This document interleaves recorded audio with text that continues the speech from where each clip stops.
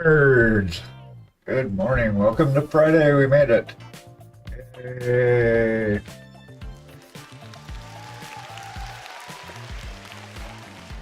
I could probably come up a little bit.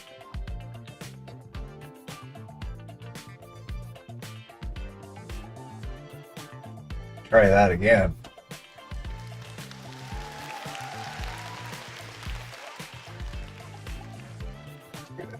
All right. So we were spending a bunch of time last night on. We got a bunch of work done. What's her face? Cheryl. We got a bunch. We're not working on Cheryl today though. Still working on her bands. Back of her highlights here.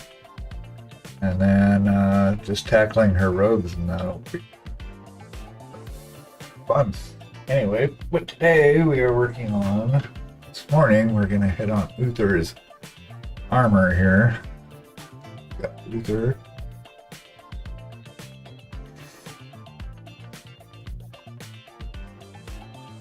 Liking him. He came out pretty good so far. And it's his kind of messing around, finding out what I want to do. I know I want to keep some of this. I want to try and just use my grays and the sea bend variations of that for his armor. Bright sun coming down his left side. So it's going to be coming down this way. I just based this. I spent a little energy on this bottom one. That's okay. But yeah. I had actually tried something and just repainted it. I want to darken it up a little bit. And I want to add a touch of that blue.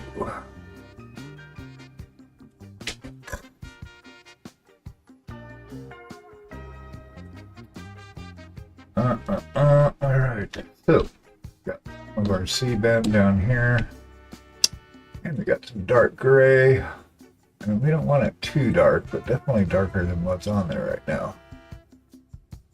Okay, let's just do this thing. Models aren't going to paint themselves, by God. Alright, let's get some of this. I want to try. Like, which gray do I want to go with? Got a few shades here going on. Now this is a corpus blue, which is a gray, and I barely see any blue with that. That might be a good choice. I am investigating over here. Let's add a little bit of sea bend in there. Yeah, not very much. I think that's a darker gray, got a little bit of the green in there. Let's test it out. Just put it on here because you know what? It's just paint. You don't like it, we can paint over it.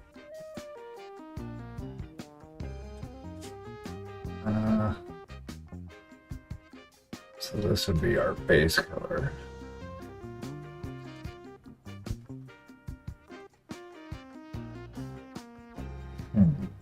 I kind of like it. So it's going to be pretty lit up along the way. So if we start out a little darker, that gives us something to work up from. I like that. So that's this blue with a touch of, it's like a gray blue with sea bend gray, which adds a little more kind of a really colored. Very subtle. Yeah, I think that's cool. It's almost kind of a gunmetal gray as it's drying.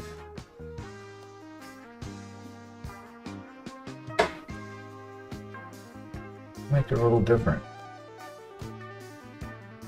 And the challenge is going to be getting this light really bright. I don't typically work that bright, so I'm going to pop this thing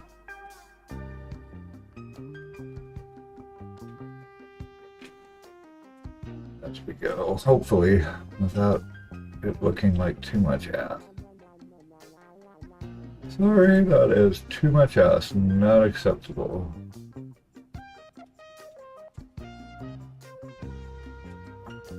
want to get these ends too, but I want to make them darker. The tops, you know, the little bead going around. We see a lot of examples of it. That's gold or copper. I'm not seeing it like that. I'm seeing it just a darker version of the existing metal.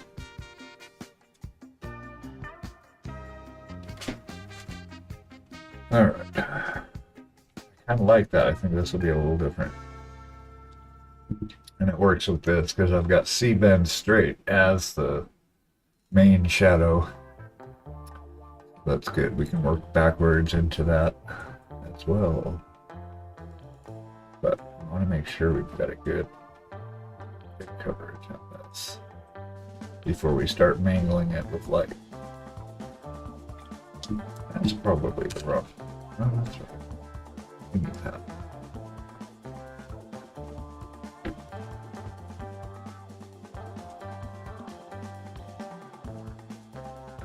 Paint on here.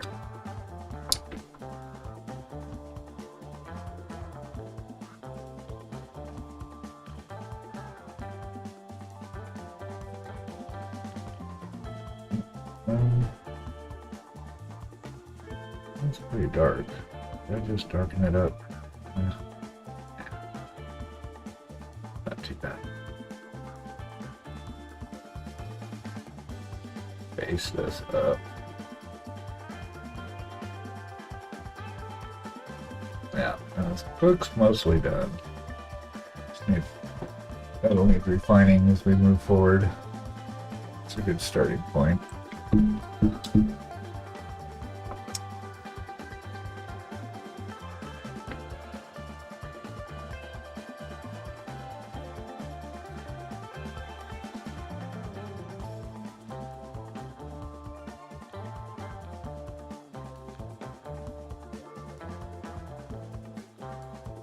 This is good.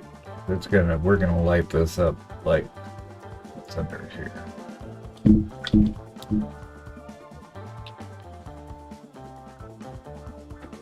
This is our straight bend.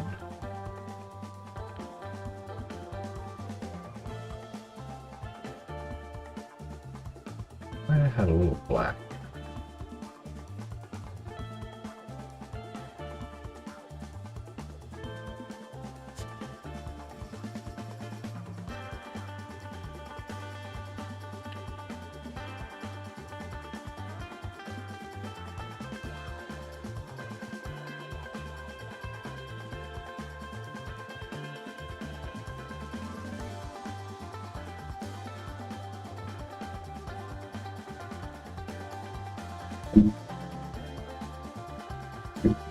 Still, that's not okay.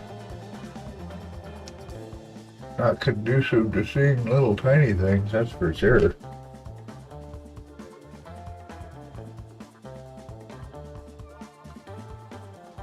Okay. We've rectified the issue.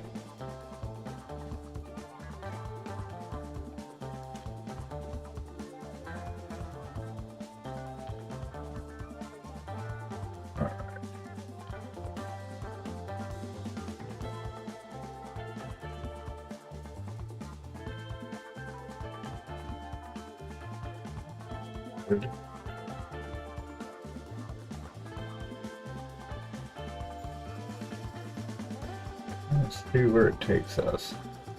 Alright, so we do want to get, actually I make those a little lighter.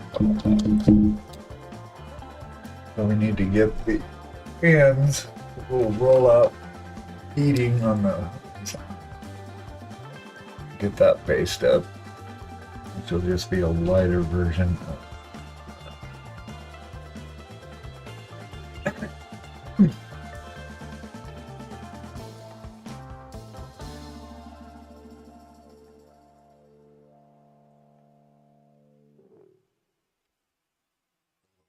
a little lighter gray in there.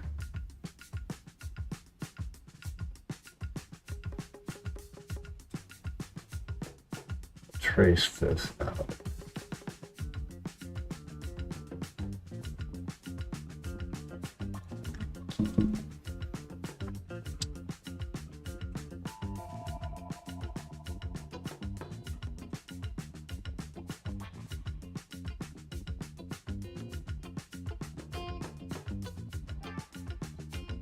Getting it everywhere else.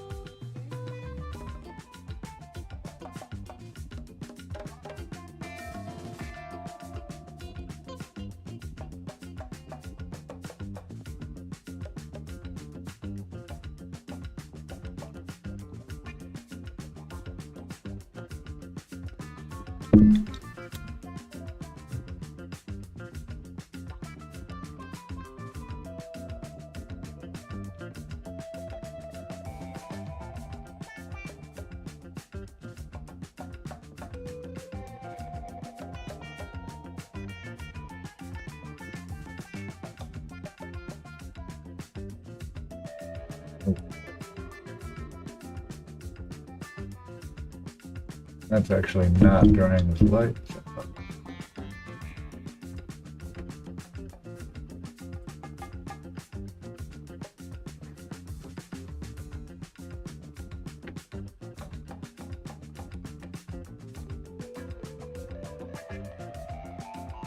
This. Yes. I vote yes.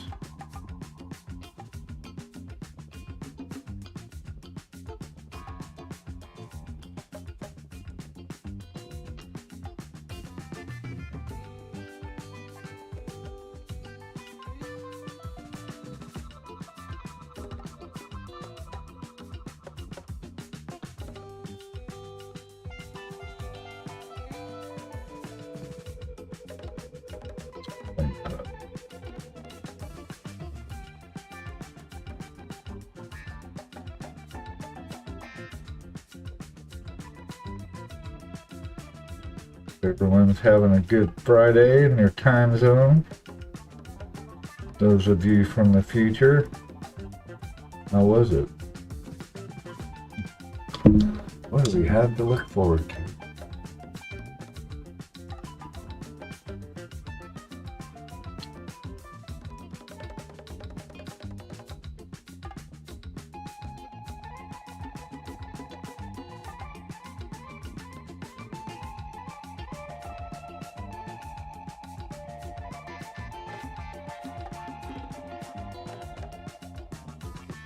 See if my evil plan will work. Fortunately, it takes a while where you can see. It's like my brain wants to get to the finished product. Okay. Patience. Key.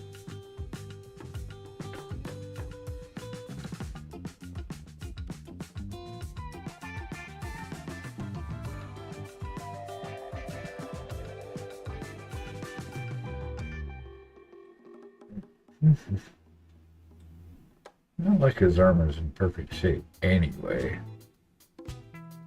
but you know.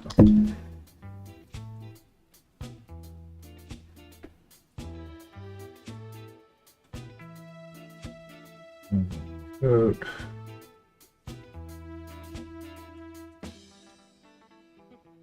this will be interesting. I'm curious to see where it goes.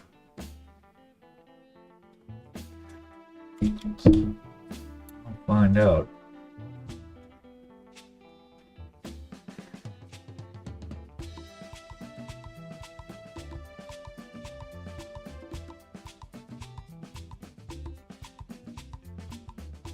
Find out soon enough, mister.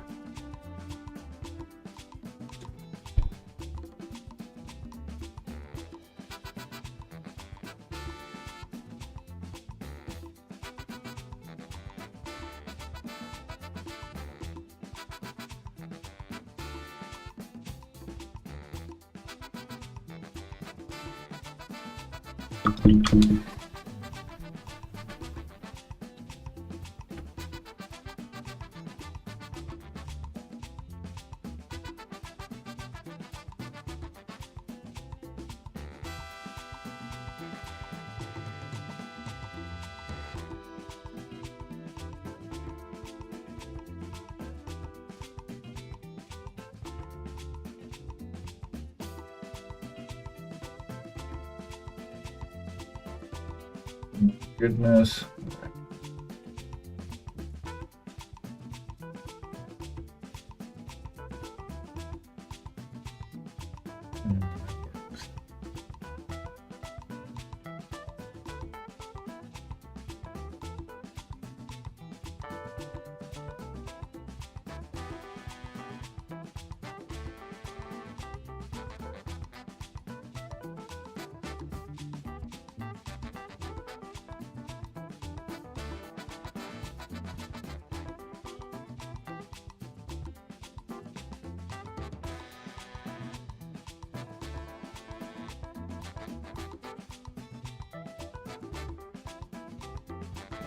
Again, clean up as we go.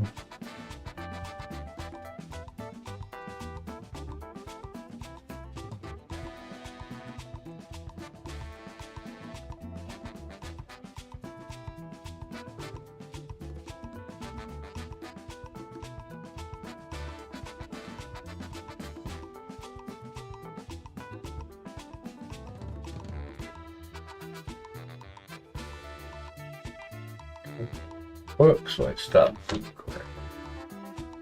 How about the glove? Where's my glove?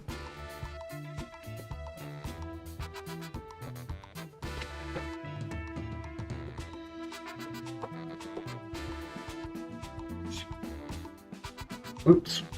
Oh. Ah, thought I tore the thumb off for a second. Hey.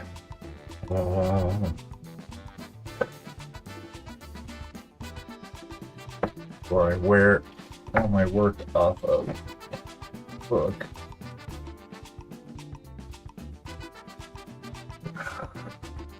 Da, da, da, da, da.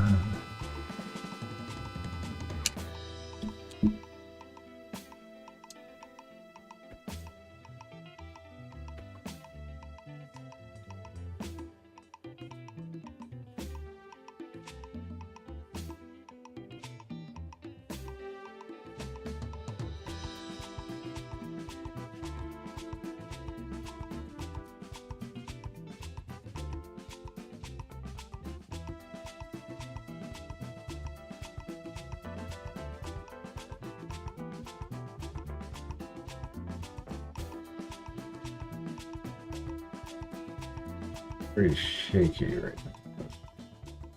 We'll clean it up. I'm just gotta get these beading done. You have to be exact.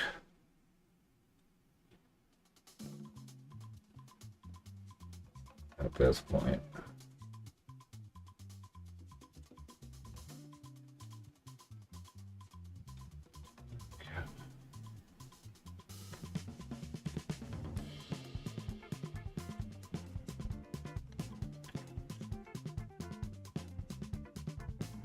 Future highlight area.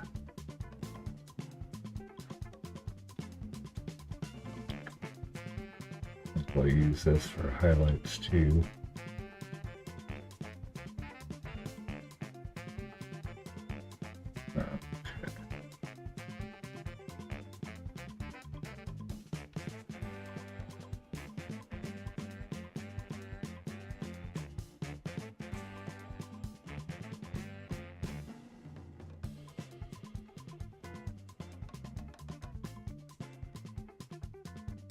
Okay, it's a little messy right now.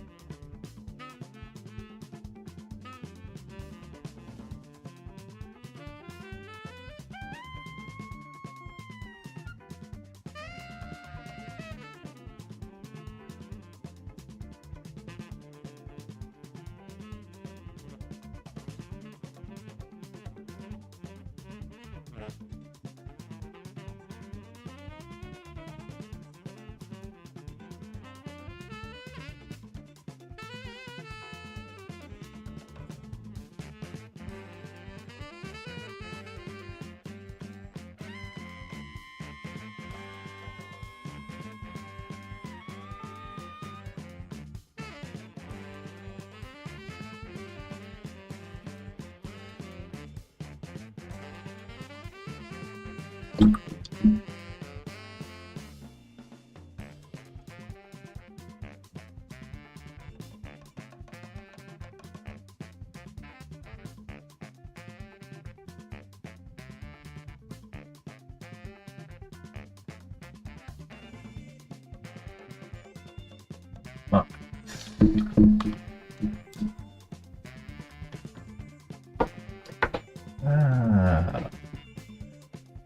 Still got this edge right here on this one. Should be a little tighter, but maybe not. Alright, so we know. Let me try something.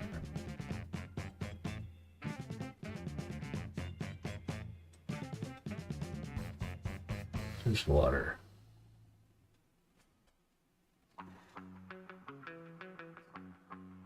Thinking of my reflections in that.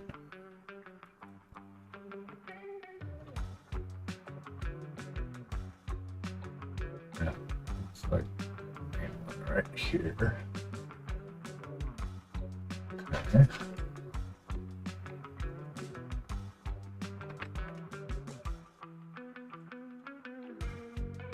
Alright, so let's start working this stuff in. Oh god, it's terrifying. Sun's coming this way, that's going to be bright. And probably over here. Too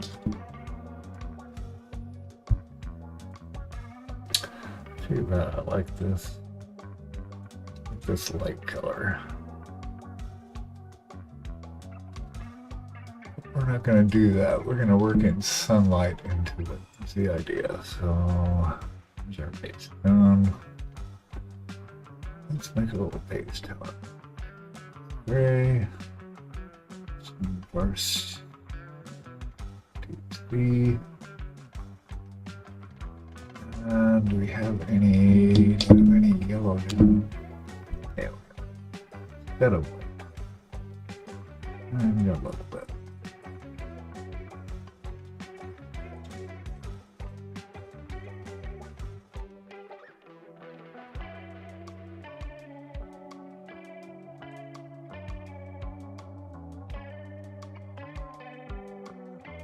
So I think if he's right here, point of view is there, he is lit up probably right here.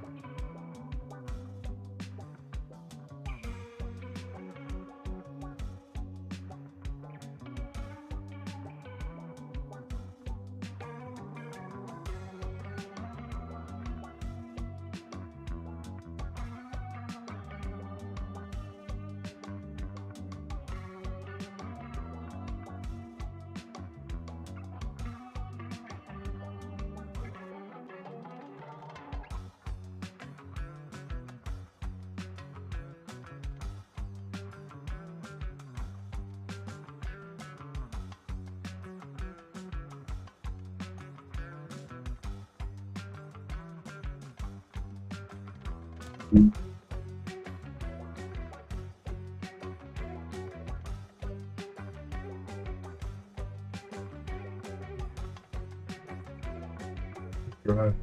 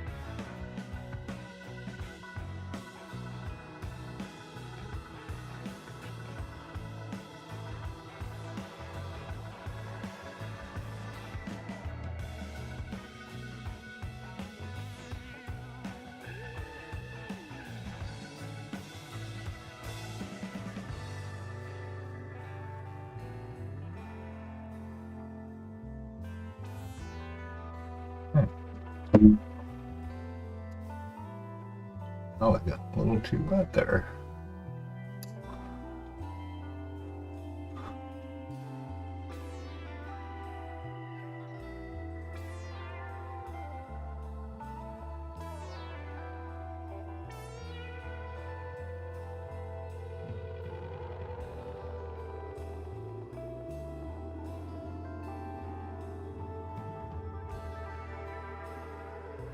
Hey, hey, hey. It's RM, we say.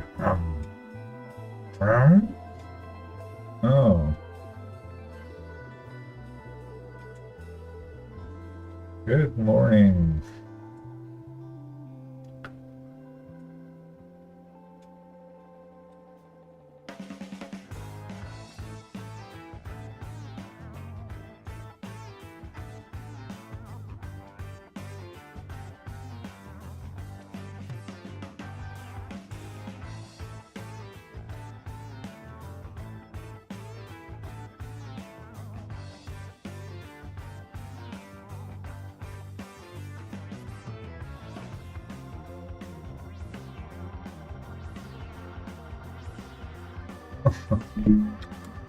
Besides paint.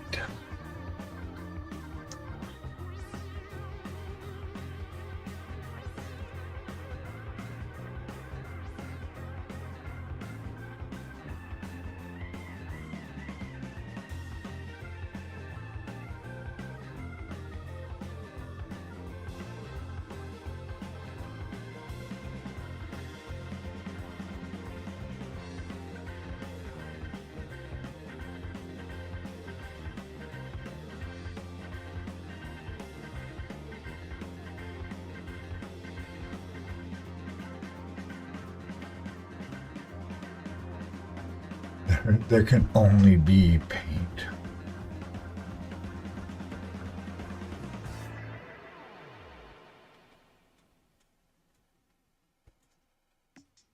Very rough sketching right now.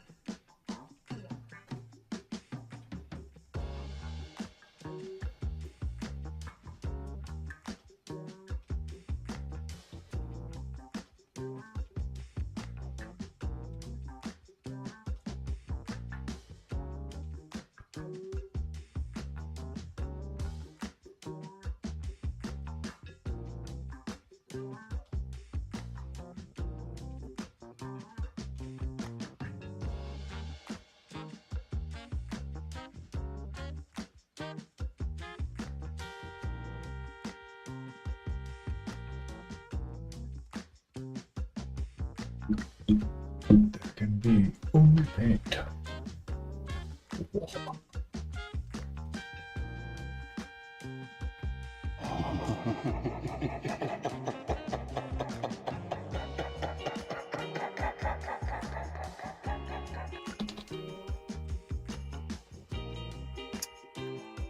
Well, more yellow down. Pale yellow.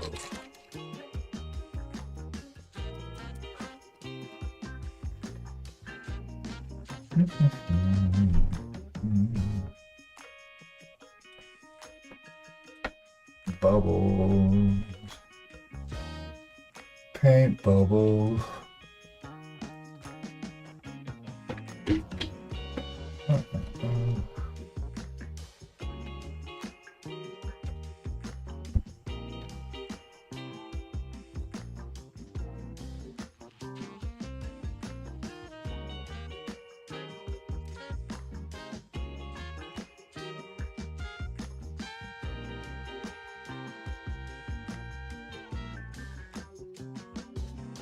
Yellow.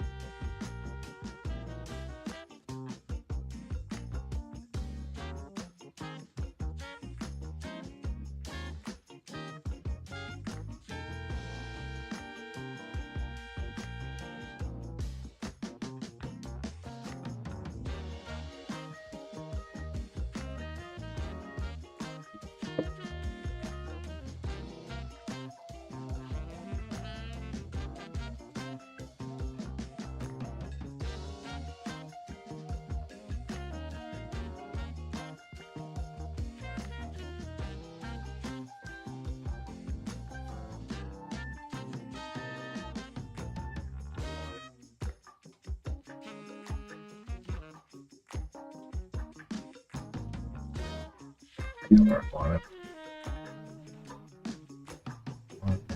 Yes.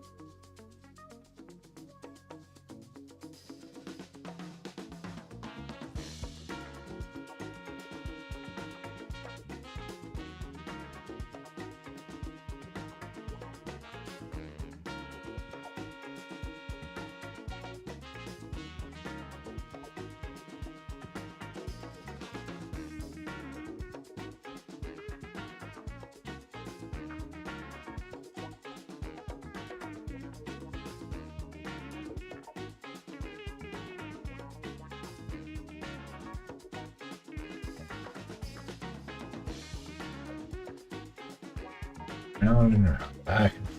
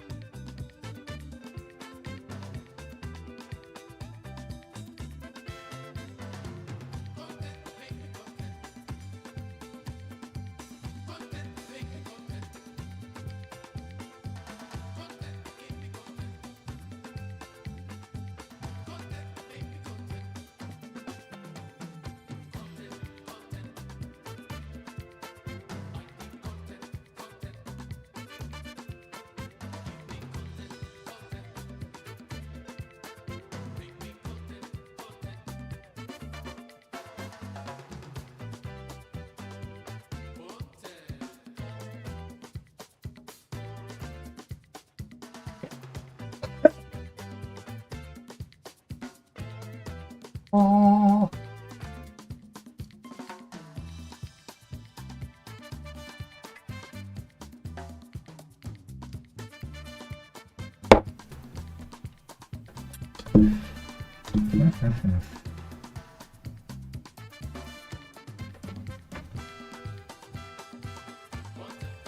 Come together. One by little piece.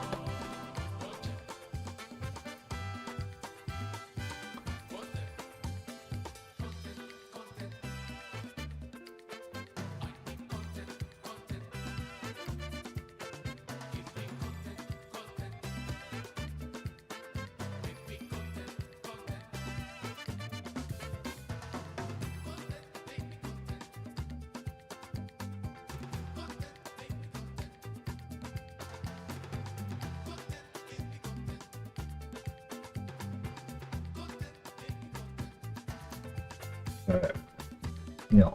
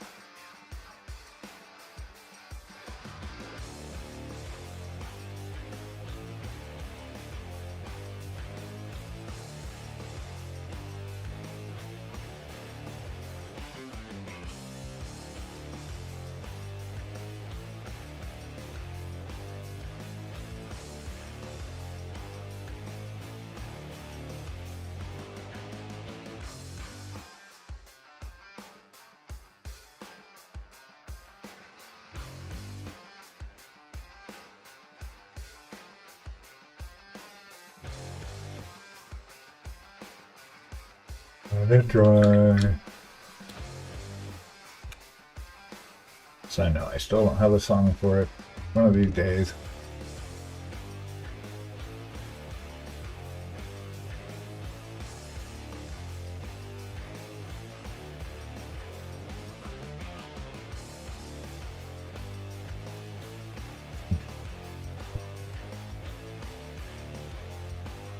I'm shaping it right now. See something here. Where do I want it to actually fit?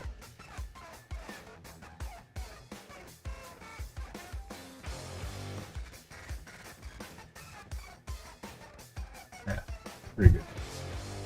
It's a lot to do so.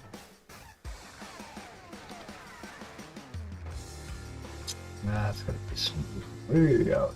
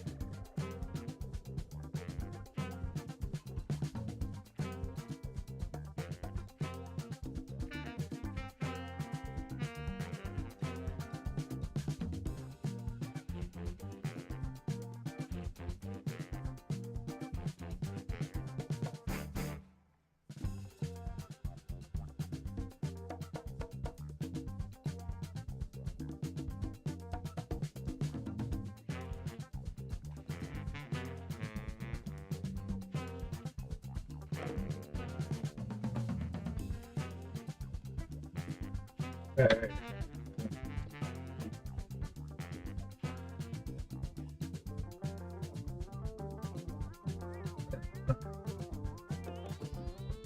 Up base color.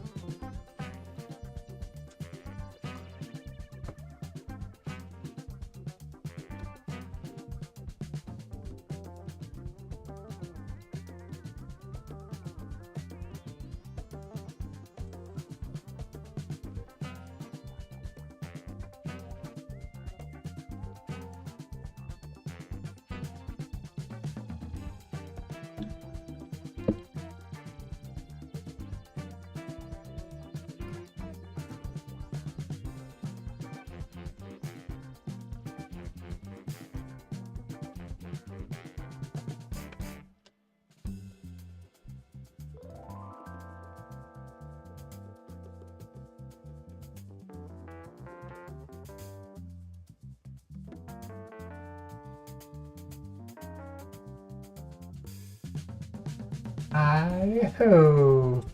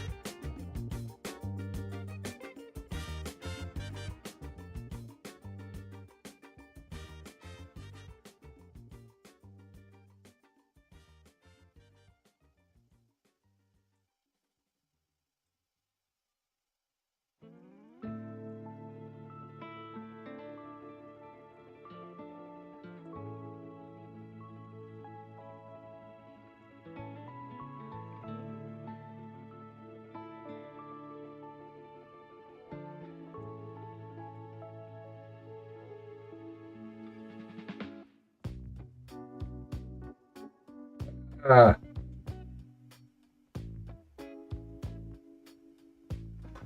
Hey, Paula Fisher. How is it going? Thank you for the raid. Haven't seen you in a hot minute. How are things going? How was your stream? Ooh. Welcome in, raiders.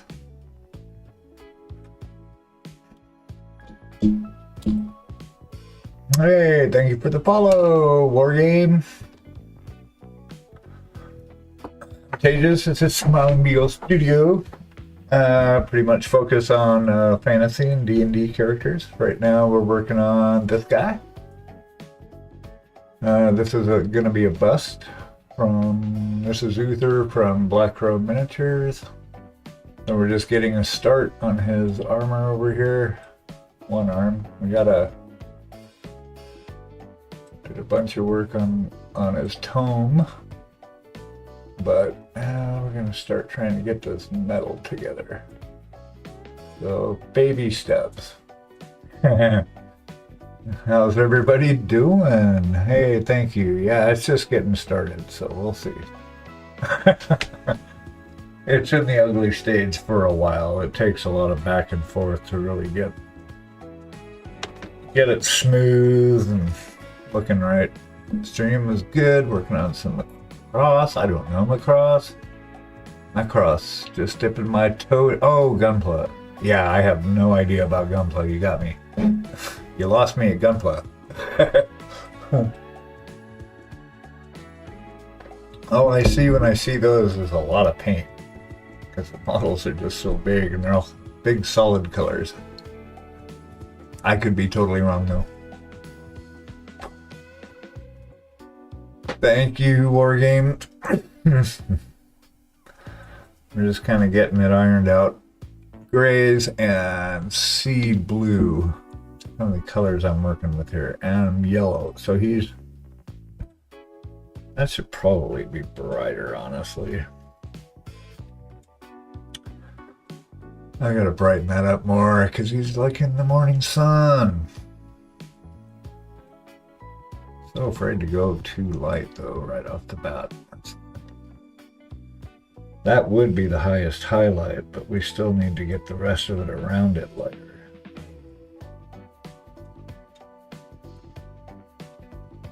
So I'm gonna blend this in. So yeah, this we're working on him right now, and we're also working on there she is. Something I wouldn't usually paint, but I was gifted this, so thought let's give her a shot. So we're also working on this. Got to get her robes still. Some more, just some basic refinement here. Not too much. And then we're actually working on the back side of her right now. Trying to get all the volumes worked out. But she'll be done this week. So I stream pretty regular, Monday, Wednesday, and Friday at 8:30 in the morning EST, and then Tuesday and Thursday nights at 7. So if you're around, stop in. We're glad to have you. Yeah, so this is the highest part. So I want it to be brighter around, but not the brightest. So we're just gonna kind of milk this in. That's what I mean. It's time consuming, and you're working with very thin paint and just moving tones around and shadows around until you get the lights just where we want it. Because at the end of the day, that's all we're doing is we're painting light.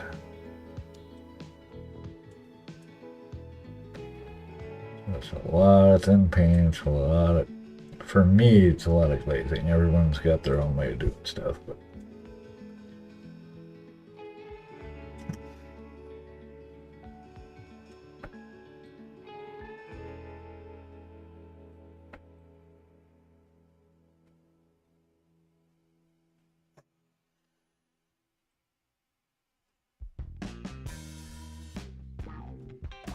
so once I've sketched in the stuff, then we start kind of refining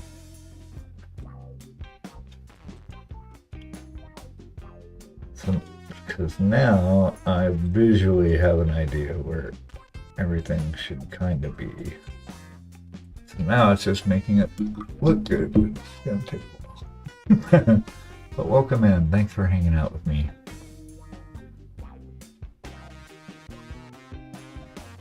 And then Mrs. Beagle, she is a sculptor and maker. So her section of the studio is on the other side back there. Or, no, that way. But she is actually working her job, J-O-B.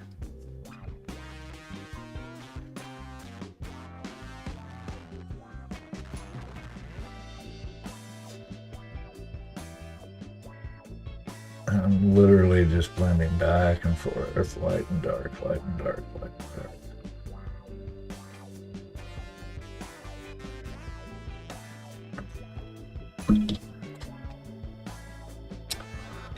Here's my light color. Let's build a light color. Here's a little bit of pale yellow, a little bit of white. White, always. Great work as always. Oh, thank you so much. I really appreciate that, Fisher. Still early. It's early in the stage. That's part of the challenge, really, is can you make it through the ugly stage?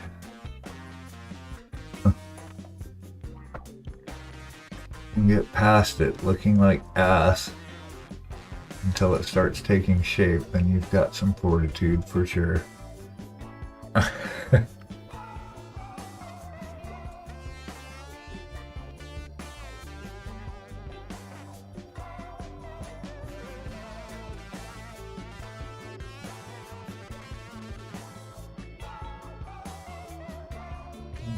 Just a little bit more of the light love.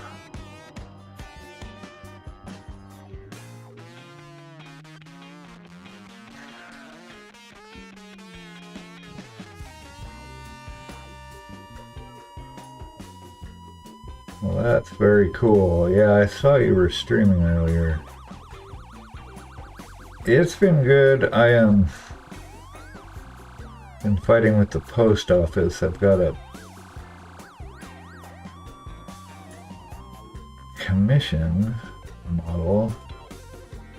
It's supposed to be getting here from England, and it got to my town. But then it got moved to another facility in town, and we're not sure what's happening with it, so we're trying to track that down. So that's been fun.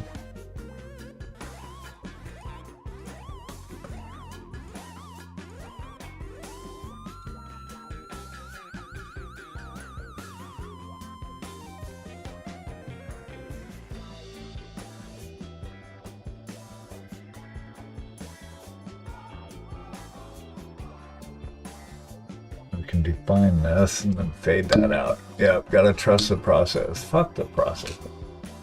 I've got their process. That's my ADHD brain's just like, oh, hold on, just one piece at a time. Baby steps. It'll look good eventually, I promise. But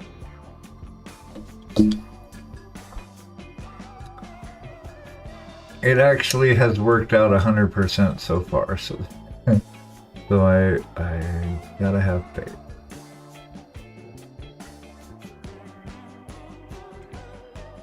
Faded that out a little bit too far.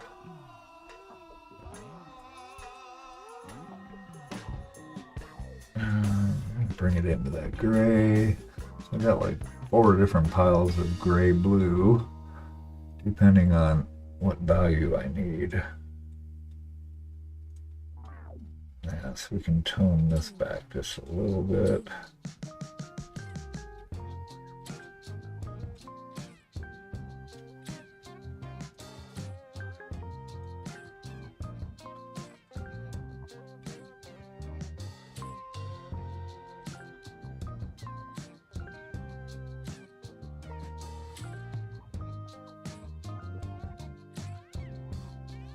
I said just lots of back and forth.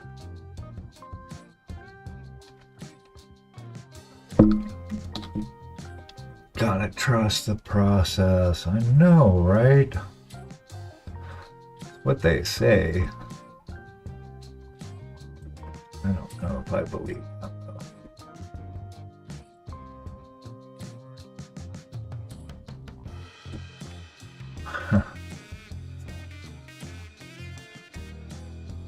But one of the challenges for me on this particular piece is going to be getting this to shine really bright. He's actually in the sun, is the idea. I mean, typically the models tend to be in the sun, right? But this guy is in really bright, in my mind, he's in really bright morning sun. That being said, is I want to make the lights really bright without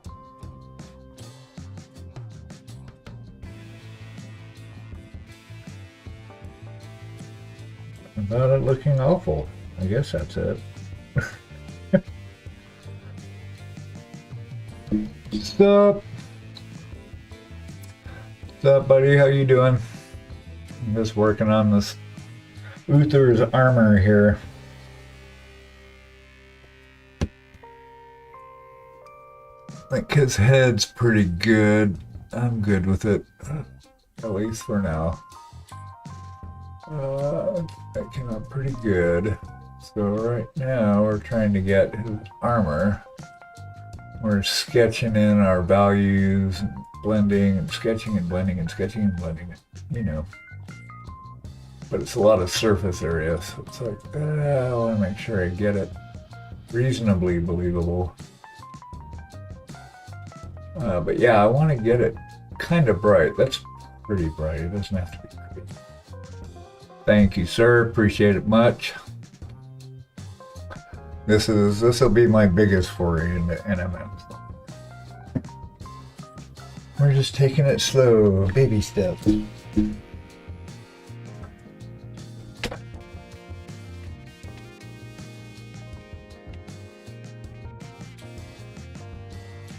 Hey, thank you for the follow, Workshop. Welcome, my babe. Thank you very much. Appreciate it. Just back and forth, back and forth, back and forth. Boy, I bitch about that a lot. Shut up and paint the tiny things. Jesus fuck. Stop being so whiny. I haven't had enough coffee yet. Still morning. What are you up to, Jace? You're getting ready for work.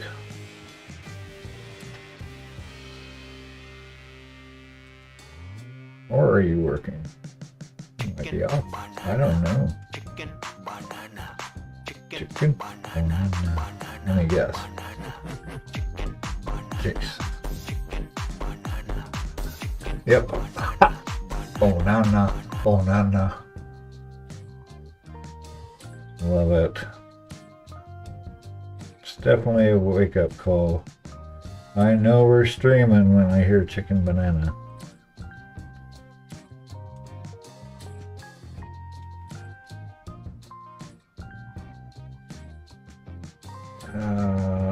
Okay. Yep. Back and forth, round and round.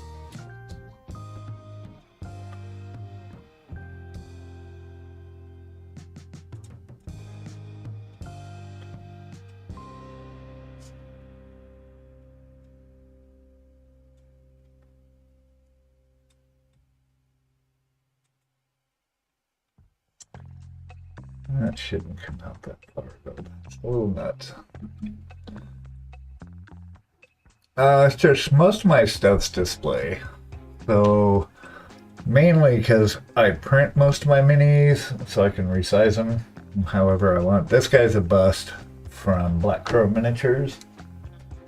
So I tend towards display stuff. I have no problem spending weeks on the same piece.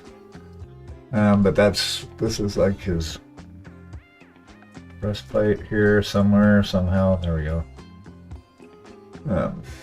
So yeah, he'll be cool when we get him done. Let's see if we can add a head to this.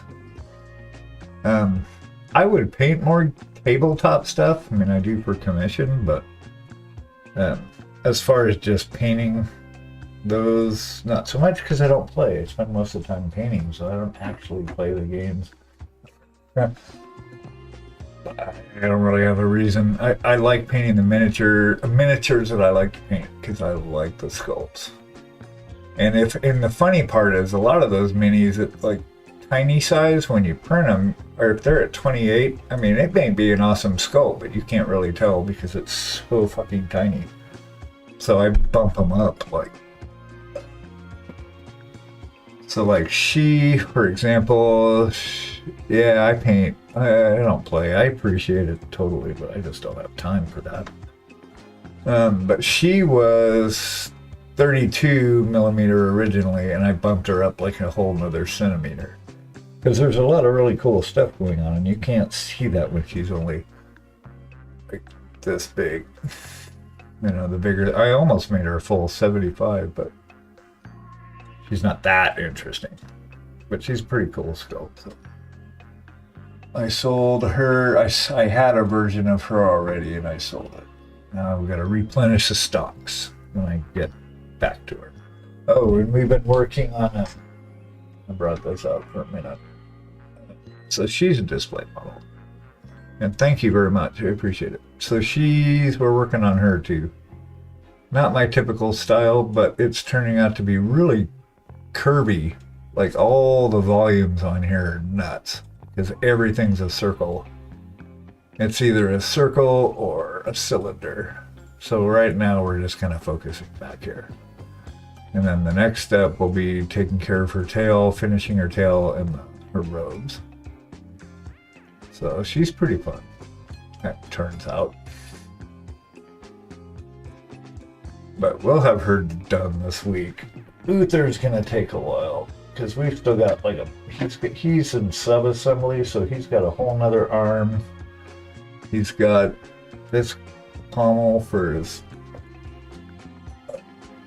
sword. It has weird paint on it. And then his sword, so. Yep. Anyway, pommel goes up there, obviously. This will be fun.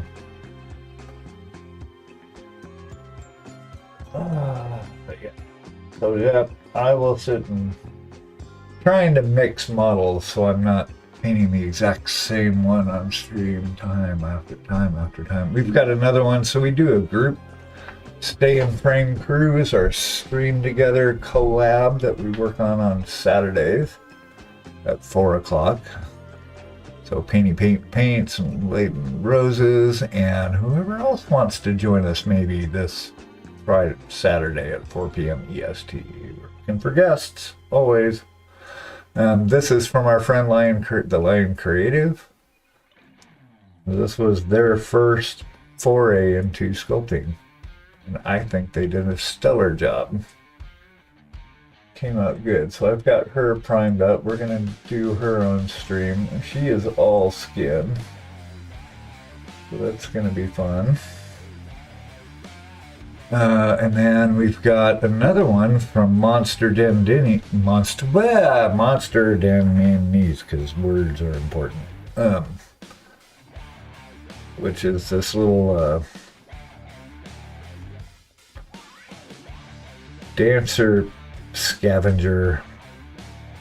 Oop, so she'd go like this. She, I think it's a she.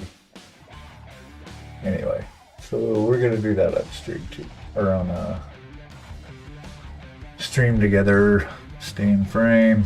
But yeah, so she's in the wings.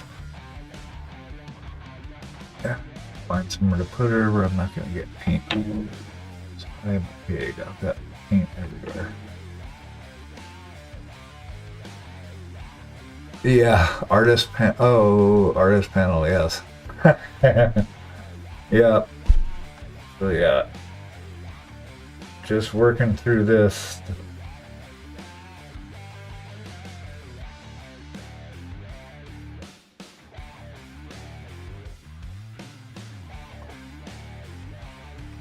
Oh, woof, woof, woof.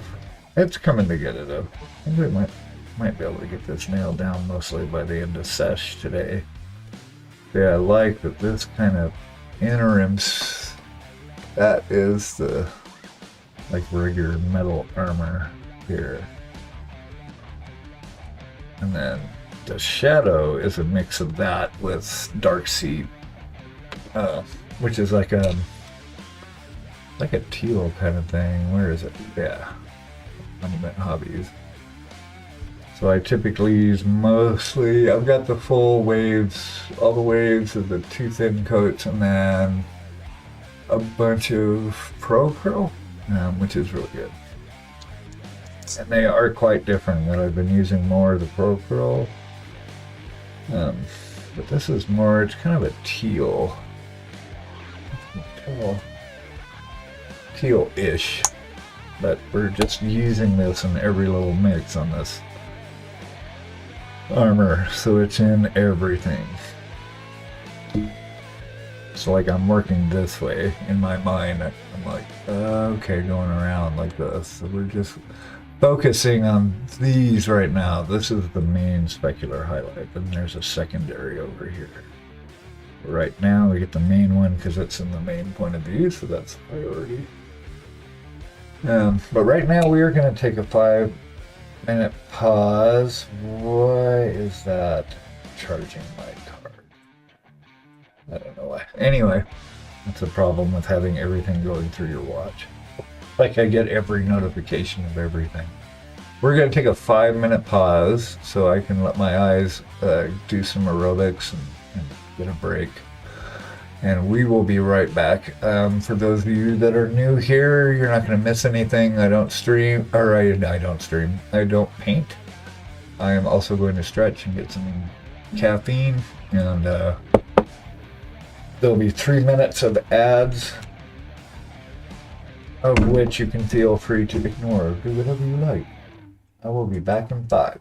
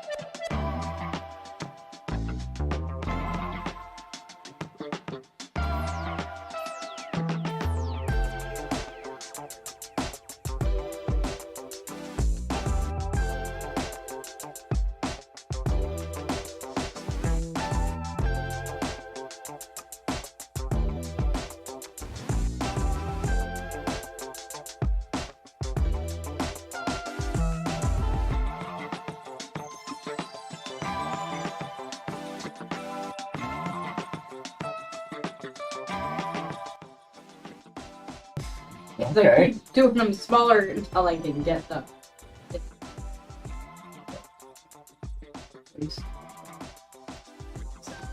Although it's still way too early. Yeah. Smaller. Right. Woo! We're back. Wah wah. Wah. I don't know. So who's getting ready? Who's ready for SMC? You guys all ready? Your models are all done, right? Everybody's minis all refined and fixed up, ready for action. Yeah, like 2 weeks, right? It's called the SMC anyway. I am not, because I'm way over here. Of course, I don't know. Where are you located? Sort of. I go, oh, next Wednesday? Sort of. Right on. That's going to be fun. I wish I could go. I'd like to go to all of them. But that's not happening this year anyway. They're so fun. You get to meet lots of peeps. That was fun at Nova. Now you see all the people posting all their stuff from Dragonfall. That's really cool. Clean some of this crap up as we go here. How many worldwide competitions are there? I don't know, honestly. There's a lot. UK to Netherlands, yeah, right? That's like going to California. UK to Netherlands, not far, probably compared to, right? Yeah, I was just gonna say. I know, like, the times I went to India, there were so many English folks. Because it's like a hot, like, oh, my English friend Bill, he's been to India like 11 times. What the heck? It's like, yeah, but it's like right over there.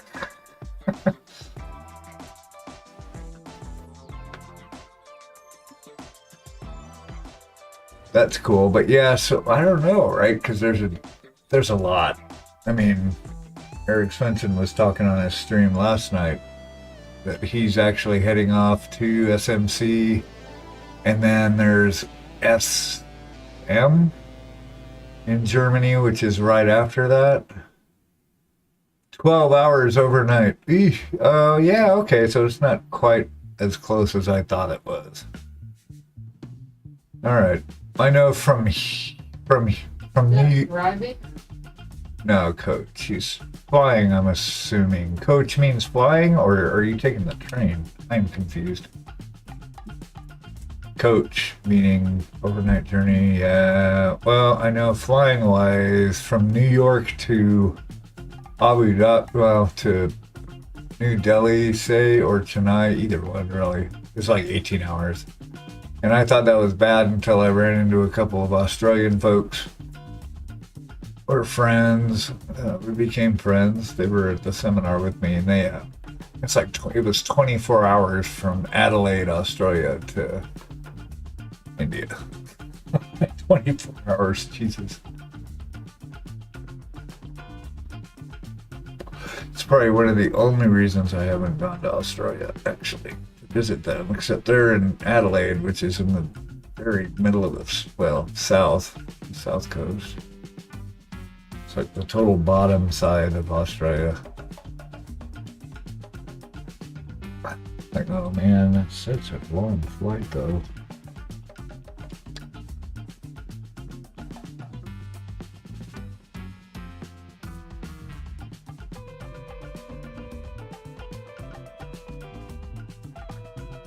Up over here with some more actual light.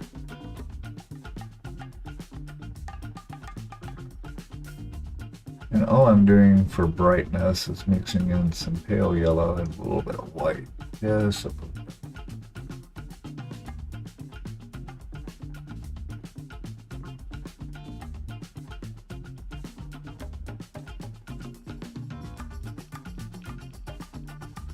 notice, so the paint, most of your paint's going to deposit, and you stop the brush from moving. So the trick with a lot of this that I'm finding is just moving the tip and depositing it strategically.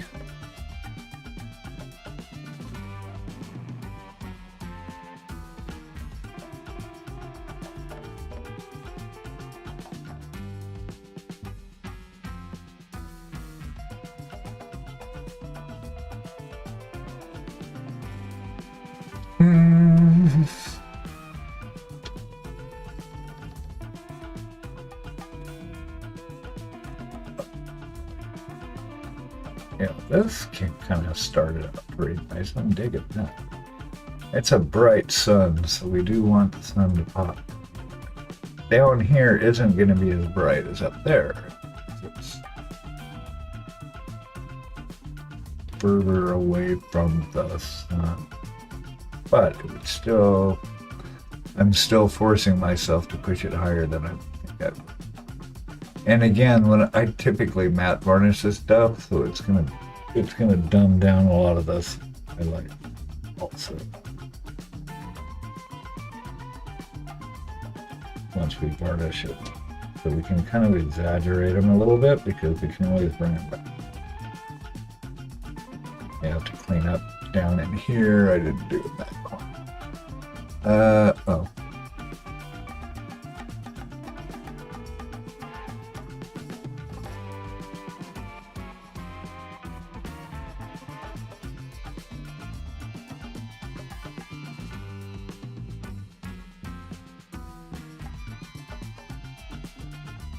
Doing the hand pieces yet. Hand gauntlets, gloves.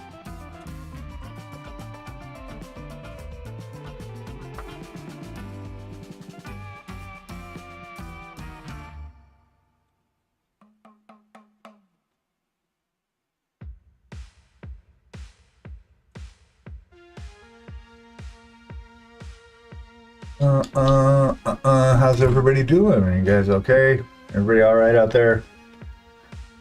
Awful quiet. What are you into? I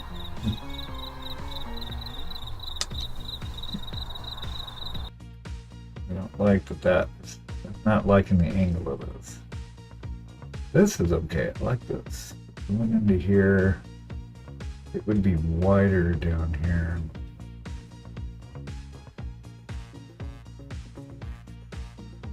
If I'm the light source looking at it.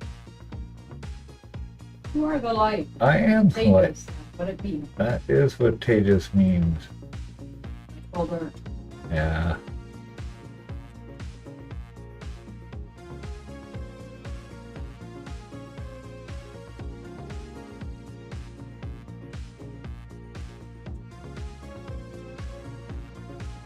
Bring it down around the base.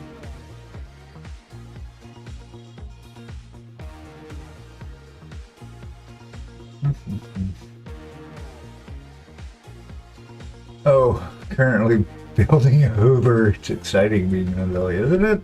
I was just thinking the other day that we like take driving for granted so much as adults, you know, and then I realized that no, I remember when it was like actually really fun. Like driving is one of the funnest things we get to do as adults. We get to drive around this big vehicle thing, like, and it was something we always wanted to do when we were growing up. And it was so fun.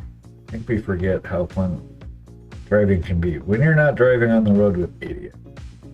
Idiots make it hard, but the driving itself, I think it's fun still.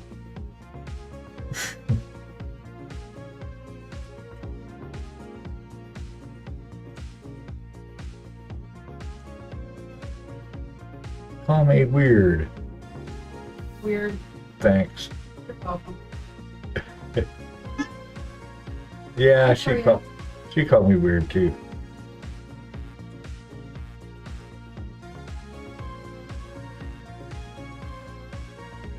Really? Now it's a chore. I know, right? It's like, fuck, I gotta go drive. gonna have to park, and they're gonna deal with, it's all the crap that goes with it.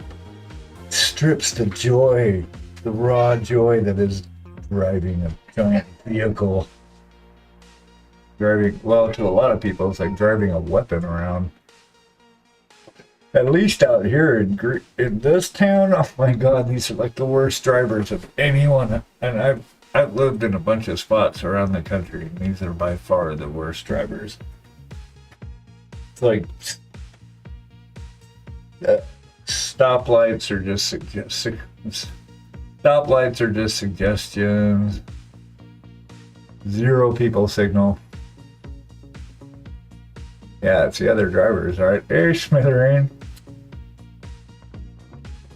I mean, I don't trust anybody out here. They blast through stoplights like nobody's business.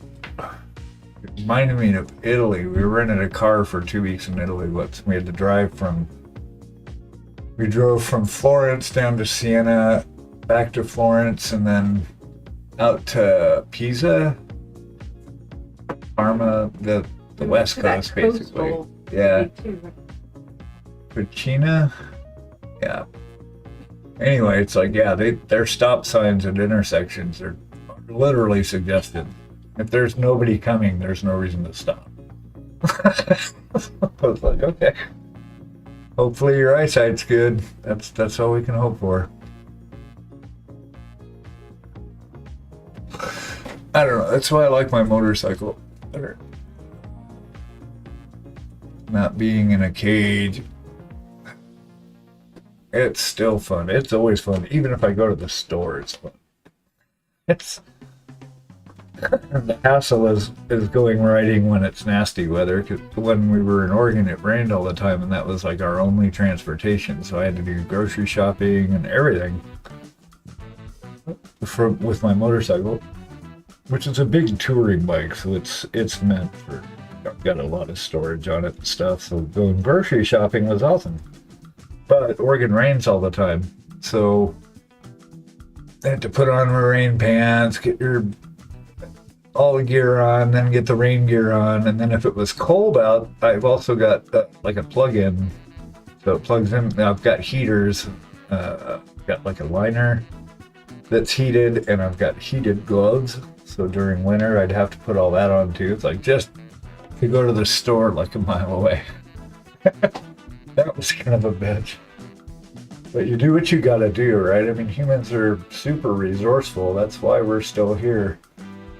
I've heard reports like at one point there was only like 2,000 idiots left on it. Ridiculously low amount. So we'll make it regardless. I have to put on some rain gear. Okay, so. But now I don't have to because we bought a car, so. Once we got a car, it was like, yay, I don't have to do that anymore. Matter of fact, I don't think I've plugged in since then.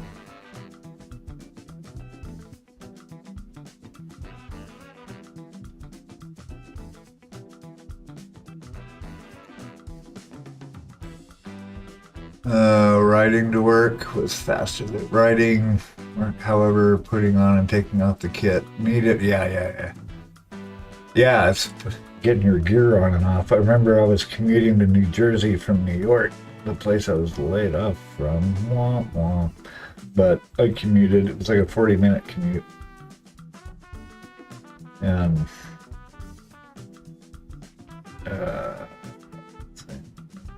oh yeah, having to take all my gear off in the office. I'd be soaking wet. Like, okay.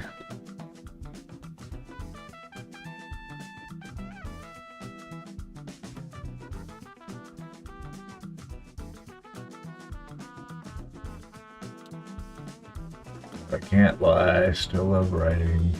Actually, I went for a ride last weekend.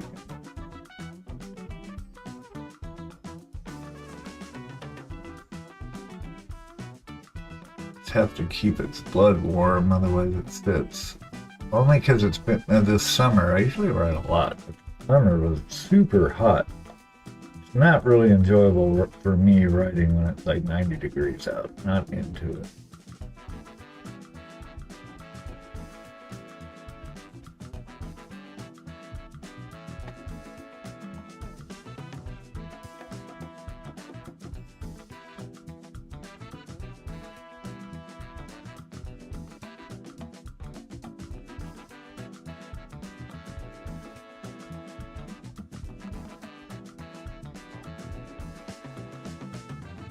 It's much easier to do once you've already got paint down. So then you can just stuff in.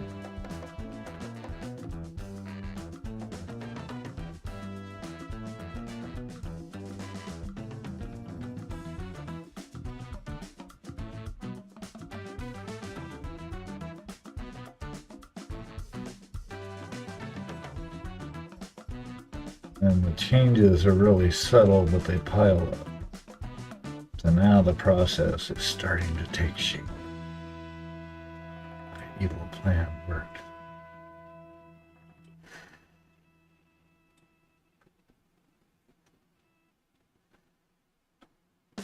And amazingly, the more glazing you put on, the smoother it gets.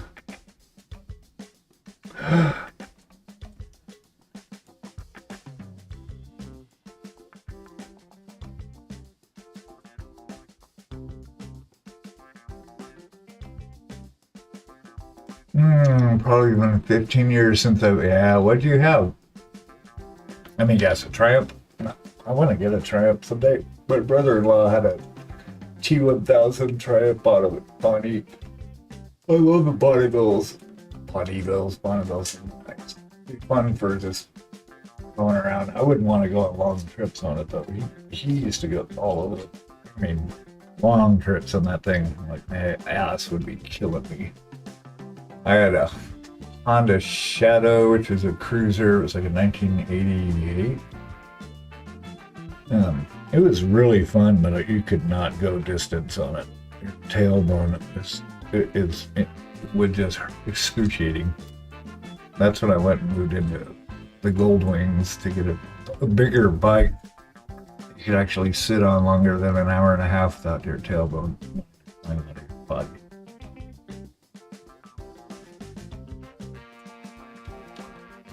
But I've had like 3 Gold Wings now, only because you can put a gazillion miles on them, but the first 2 I bought were already at their gazillion miles, and then this one was rebuilt. So it was rebuilt at like 25,000 miles, so it's got a long way to go. But the weather out here was it was either raining or too fucking hot to ride. So now it's actually, for me, riding weather. It's starting to get in, it's in the 70s, 80s.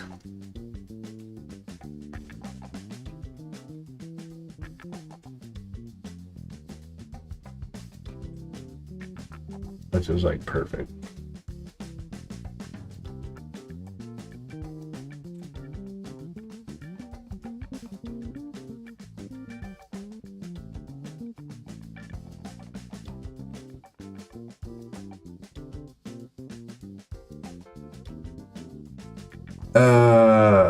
Suzuki, road, right on. Yeah, there was we had one of our housemates at the ashram had a KLM, I think, dirt bike, trail bike, yeah.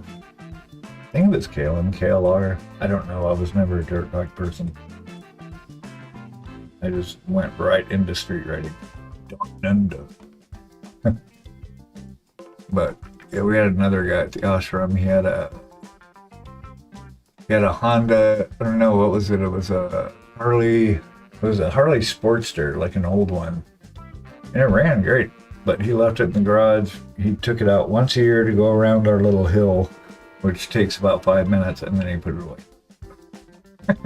and clean up the oil leak every so often. And then we had another guy who was totally into trail bike, 2-stroke.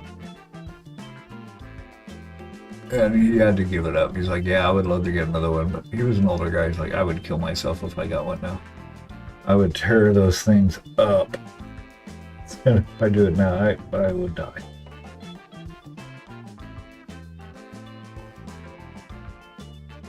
Like, well, definitely don't do that. KDM, yeah, okay. Yeah, yes. Yeah, he had one that it wasn't working. I think it needed a new chain or some shit. He hauled it there with him from Colorado. Never rode it. But yeah, we had our bikes and Karen had a scooter. So we were all over the place. We didn't get a car till our second winter there. I was like, no, we need a car. This is New England. It's like snowing like insane. The bike is not going to cut it anymore.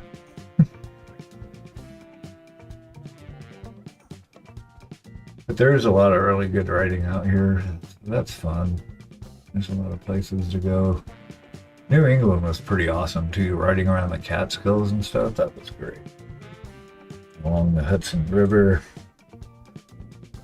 There's some really good rides.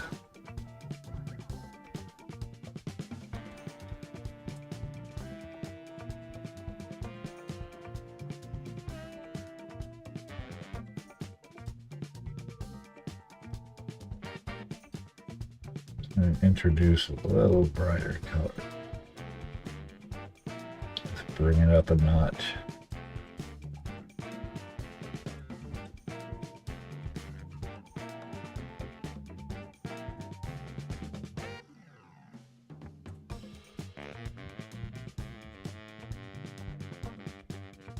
But I mean, I want to really try and push this, but I have to do it gradually. If I just start throwing high colors on here, it's going to look out of context to me, and I can't do that.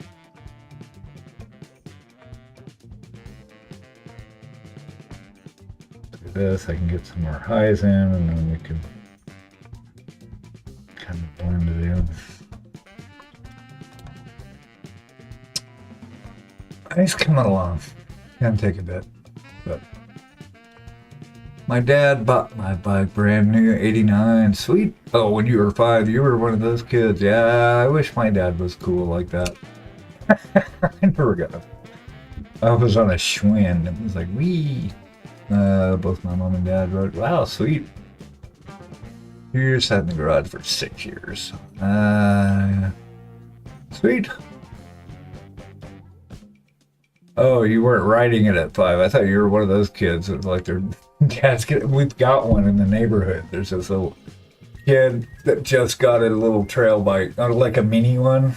It's his size. He's probably like 8 maybe, and he's going around the neighborhoods. You get started young. I was a late bloomer. I didn't start riding. That was totally my midlife crisis bike. But then it turned out I loved it.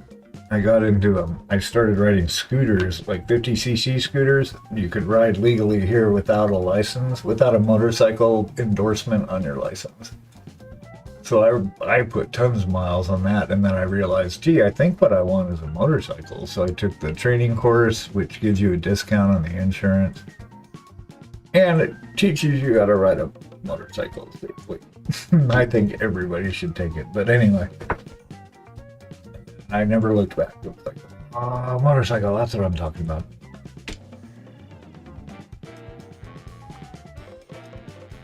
But yeah, it wasn't until I was probably your age-ish. Honestly, I think I was 43, 44 when I got my first motorcycle, actual motorcycle. So I had kind of a late start.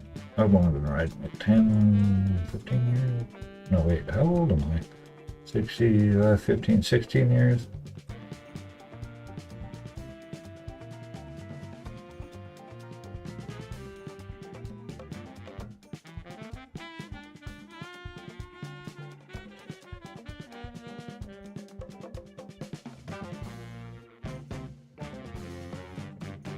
Yeah, I mean, learning to shift was the only thing. I mean, because we rode bikes like maniacs growing up.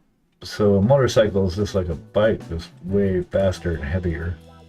But the learning to shift, so that's the key. It was like we were out on the training course, and it's like once he explained how to shift, I was done. I was like, oh, I got this. Thanks. But there were some people that really had issues with shifting. And it's a thing, you know. And you want to be safe, so definitely don't. If you're uncomfortable, like Karen, actually, I had got her a bike. I got her a Bugle, it was a Bugle Blast. Really small, because she's really short, so her feet has to be low. And it was a 500cc, like single cylinder. And because she'd taken her endorsement too, so she had an endorsement on her license. But he just wasn't comfortable with the motorcycle. It was too much top weight, you know, which makes sense. So we sold it and went back to a scooter because she likes the maxi scooters, the big, like 300cc ones. They can keep up with me on the freeway. But we actually just sold that to her son because she just wasn't comfortable. She gets tired, and then even that's too heavy to hold up.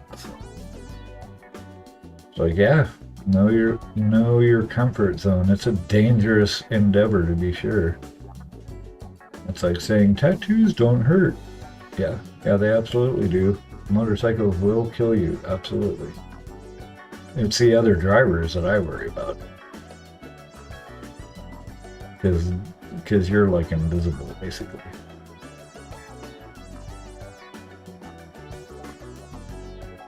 What do you got? Twisted Goes. I like that. Yeah, I've had a couple of them. They're really fun. A little sketchy on the freeway, though, when you've got like 13-inch wheels doing 60 miles an hour in a tailwind. Like, but, you know, you got to get to work and make the clams.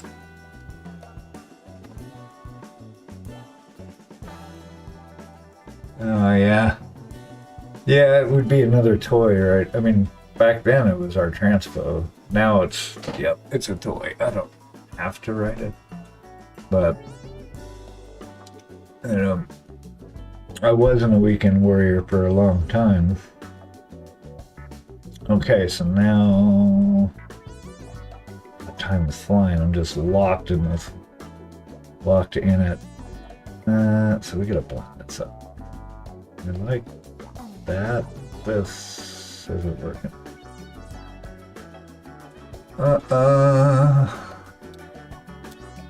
Twist and go. Yeah, I've never had chains either. Mine have always been belt. Never had a chain button. They are dangerous for sure and sad, ladies, because of other drivers. Just the other day, I had to slam on my brakes because someone pulled out in front of me. Yeah. Well, and thank you. Hey, Darius, how you doing? Good to see you. Thanks for popping in. Didn't know, I was looking at the chat, but I didn't see the name. I thought it was still Jason. Yeah, it's true. I mean, there's a lot of idiot motorcyclists as well. I mean, I see. Oh, Nana. Oh, Nana. Oh, Nana. There he is. I mean, I see these guys like tailgating cars. They'll ride right behind somebody. And I'm like, you're just a dumb fuck. If somebody taps their brakes because somebody in front of them stops and whatever, you're done. You are over the roof. It's just stupid. And you'll see idiots without helmets out here. And it's a helmet state. So, but they'll cruise around on these things and like. And mind you, the second time I went to India, I was there for a month. So the guest house, the guy was really cool and let me use this old Suzuki 150 to ride around on for the month I was there. That was a blast. And no, I did not put a helmet on once in Indian traffic. But that being said, it's just different there. It was really fun riding in traffic because it's like every lane is split into like 3 lanes. And so you're just kind of weaving around and honking, weaving around. Thank you very much. Yes, it's coming together. We just got started on it this morning, so it's going to take a little bit. Some people shouldn't be driving, or a motorcycle. Yeah, right. Well, it's the ones that, if you've got to have a sixth sense about it. That's the thing. It's like I can sense stuff way down the road before I get to it. You know, that's the key, is to recognize something that might creep up before you get to it. Because by the time you get to it, there is no time to react. And people panic. That's why they like put their bikes down when they don't have to, because they don't know what to do, so they just drop it. It's like, oops. Yeah, this is just a lot of really minute blending back and forth between the light and the shadow. That's all I'm doing. And so I bring in some shadow here to blend it in. Then I'll bring in a little more light because I know where my main light is, like right here. But this is still not working for me. So I'll just keep adjusting it until we get it where it looks right. Yeah, I think that too. I find that I'm a better driver after having ridden for, say, 15 years. Just because you're looking way further down the road and you start recognizing, like, I can tell when somebody's just going to be a lane hopper by how fast they'll come up in traffic. It's like, stay away from that person because they're going to come up here and immediately come over and cut you off and go over there. Like somebody coming in from side streets, that's a big one. Or T-boning a car because they're in the opposite turn lane going in front of you and you're not watching them. I expect them to turn in front of me. And you can look at their wheels when they're on a side road, like a car's wheels, and if it's moving at all, you just catch all this little tiny stuff everywhere. Use gears, engine braking. Yep, I engine brake all the time.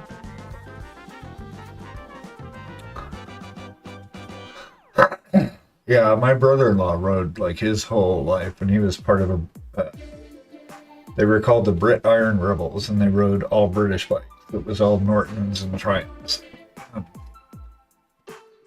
He was definitely a biker for sure. He said, you know, you have to ride like people, like the cars are out to kill you.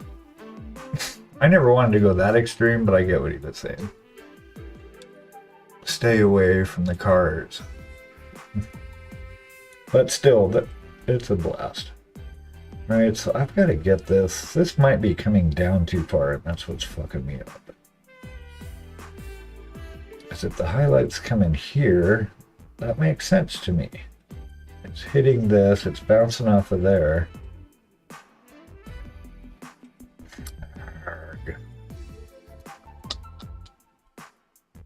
I don't know. We will work on it. The struggle continues. I don't know. You just might get a kick. Give it a few more years, Jace. You might get a bug and break the bike out. Let's go. You know what? Fuck it. I'm going to ride today. And then that won't happen because it's been sitting in the garage for years. You're going to have to tune it up and change the oil, fill the air in the tires, and maybe change your gas filter. I can do little things on the bike. I can't like crack the engine and get into anything like that. I've done my brakes. I'll never do that again. It sucks. I hate bleeding brakes. I've changed filters. I've changed hoses. Like outside stuff, I've changed a starter twice. That's a pain in the ass. There's only like one little way that it goes in, and it takes an hour just to get it mounted. But yeah, anything bigger than that, it's going to a shop. Yeah, those would be easier to work on. Mine's not easy to work on because it's got a flat 4 engine that's down low in front, which makes it really nimble for the size, because it's a 1200, it weighs like 800 pounds wet. Yeah, but I'm gonna say, oh yeah, so I went on this one ride one time, and I was out in the middle of nowhere, stopped at some like convenience store, get something to munch, and then the bike wouldn't start. Fuck. Wouldn't start. Oh crap. So I looked down, and because on the Goldwing, or I guess most motorcycles, it has a stator, because there's no alternator on it per se.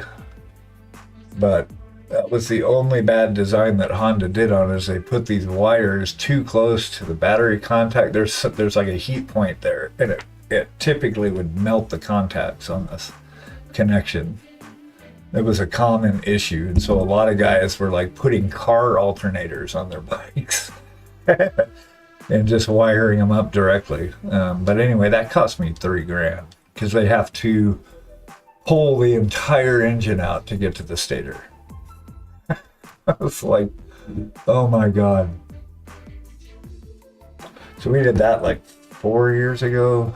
It still runs like new though. I mean, it's really nice. Yeah, I gotta clean this. This is not, something's weird. Maybe this is it's too angular. It needs to come in like that. My brain's like, there's something up here, but I can't exactly place what it is. Needs a full rebuild. Yeah, oh yeah. Yeah, this one, the bike I've got now, it's a Goldwing Aspencade, but all the bikes I've had are like 1984s. I think I had 183, but I like the older bikes. But that was the guy's like passion, is he liked rebuilding Goldwings. And so something happened to this one, and the guy sold it to him for like nothing. And it turned out to be not that big of an issue, so he fixed it up and sold it to me. It's like, sweet.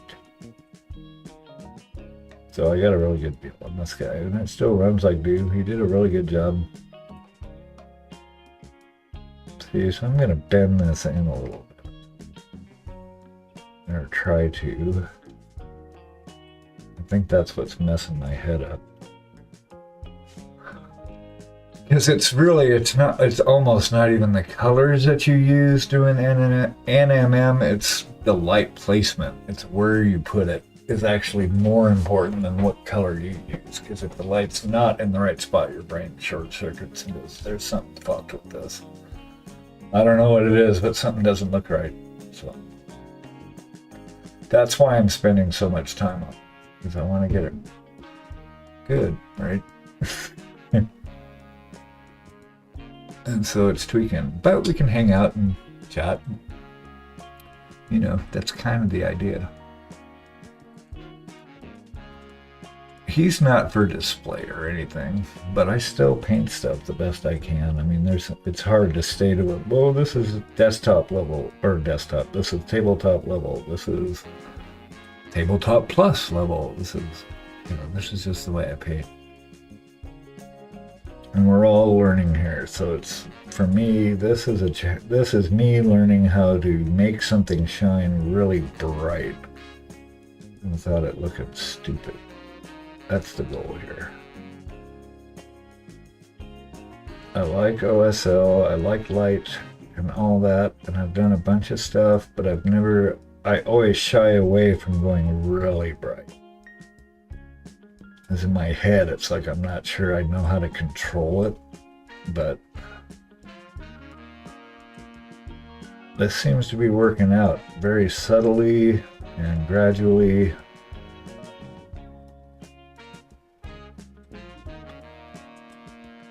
So I'm finding that kind of works at the moment.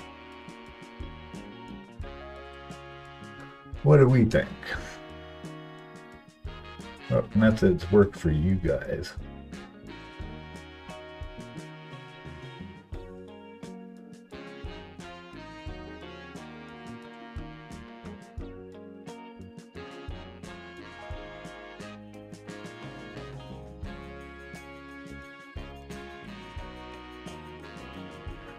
That's starting to look like, is starting to look really good. This one anyway. Digging this, at least in real life, I'm getting this steel from it. Okay, we're getting somewhere. This is still needs some love. But... I love it. Love to ride though, for sure. Always had to have a windshield though too. Was never one of those guys riding a naked bike without a... Can't do it. That was like the first thing, the first accessory I would buy when I got my Shadow the first time. It was an 800cc. Because my very first one out of training class was a Suzuki GZ250. If it's a 250, like I grew out of that in like a week and a half. As soon as I figured out, the balance and all this and the shifting, and I got smooth at all that, I'm like, oh my God, I need a bigger bike. I traded it straight across to a guy that I found on Craigslist that had this Honda Shadow Cruiser. I was like, okay. And it was like, there we go.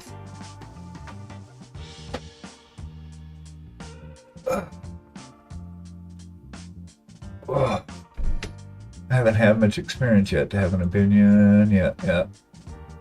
I had the starter set for Halo, Flashpoint. Oh, that's right. Looking forward to painting some Spartans and Senegal.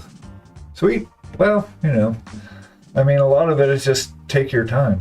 That's all it is. Take your time and make sure and pay attention to your paint consistency. That's it.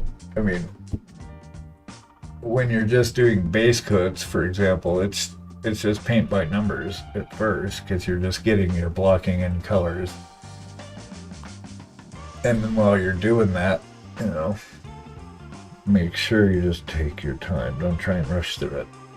I have to tell myself that because stuff starts looking cool and I want to get to the next part of the model. It's like, okay, let me get through this part first. And I always end up having to go back and refine stuff and get it the way it should have been because I rushed through it. So that's something I've been working on this year. That and waiting for the paint to dry. I wouldn't have believed that would be so hard for me to remember. But it makes such a difference. It's like probably the one thing that's changed my painting in the last year. Is not trying to paint over stuff that's not dry yet. Because then I have to fix it because it gets all mottled and peeled and nasty.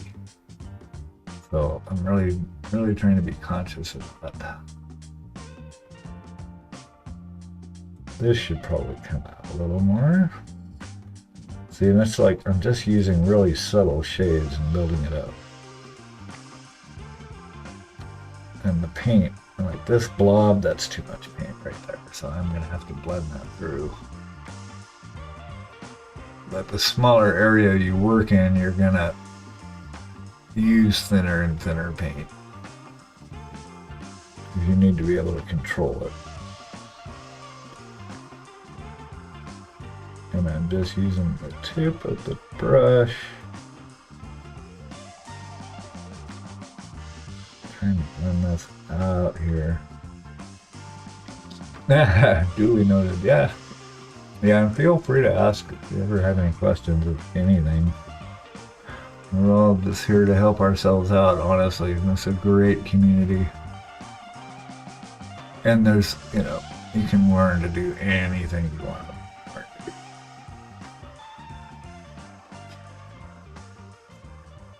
I mean, I just got into painting. I painted a lot when I was younger and got back into it about 3 years ago. And it was like, wow, there's so many resources now. Back then, it was like nothing. Okay, so I like the bend in that. That's okay. This is looking weird. Kind of glazing it in what's left of my brush to smooth stuff out. Damn, that's starting to look good, right? I'm just using what's left on my brush to kind of go over the edges while I have it on here. Like I said, the more glaze, the smoother it gets. Not like I want to sit and glaze my entire model, but for stuff like this,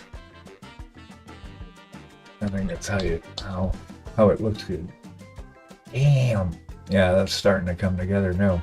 Holy shit. Probably need to hit this side here at some point. Nah.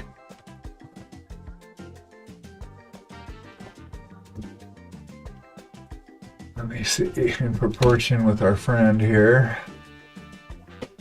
I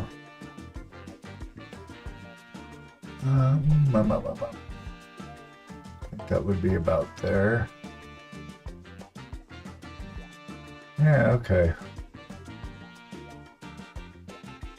Yeah, and I think at some point we'll glaze in a little yellow when we get done with it, just to give it a little bit more of a sunlight look. Because we've got yellow coming into him, his highlights on his head, because our sun is coming down this way. And it's kind of a bright sun. Kind of yellowish, not super yellow. But it highlights that side of his head, and then it gets darker as you go around. But it's still got light at the top, because that would hit, you know, as the sun's coming down. So if the sun's coming down there, and then it's flashing on there, I think it's all right. You know, do the best we can.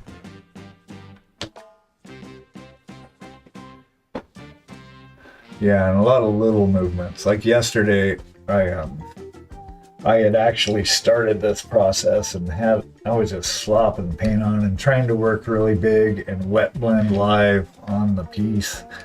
I was trying that method. Just wasn't working out. I don't know that I like. I mean, wet blending's a thing, but wet blending on the model just for all the parts of it, it wasn't working. Just rebased it, and then now we're here. So I like this approach much better. I'll bring that in a little more too. This is going to be lighter because there's more sun here, so it starts fading out over there and then picks up on this. So yeah, we just keep moving around. It is that time again. We're going to take a 5-minute pause. I will be back. I won't be painting anything. We won't miss anything. We're going to stretch and pet one of these creatures that are crawling around the studio over here. And so yeah, we will be right back. Hang out and go drink something.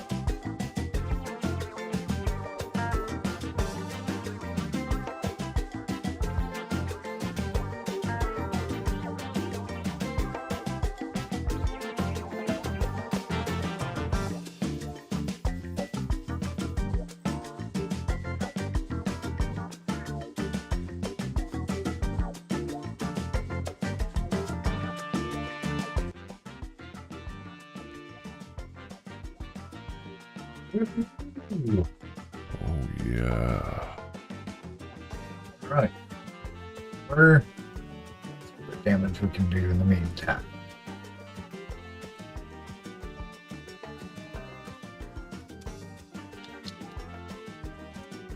Not enough time to finish my smoke. There we go. Don't smoke, kids.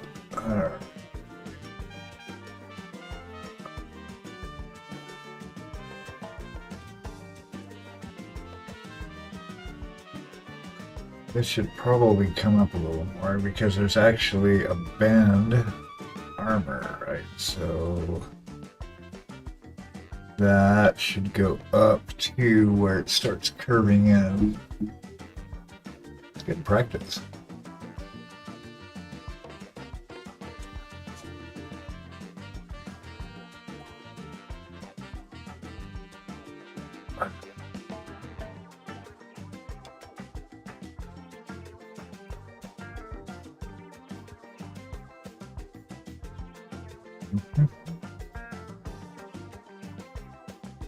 Like I said, it's just a lot of back and forth, round and round.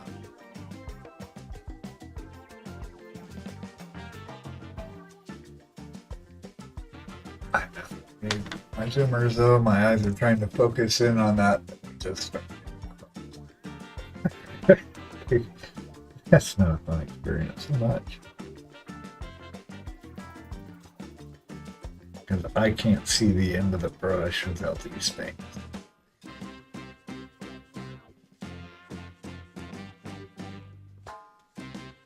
Alright, so it starts bending right there.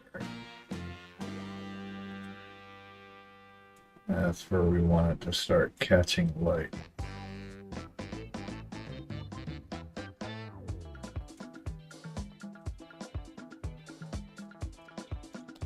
Dun, dun, dun, dun. Oh, I gotta rebuild my face.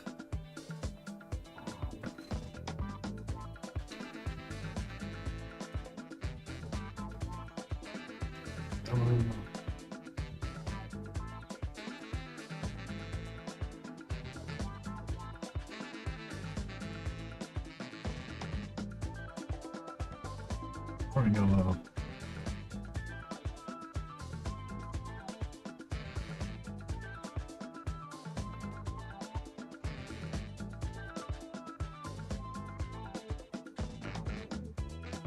Ends up being like a yellow gray. Let's move around here.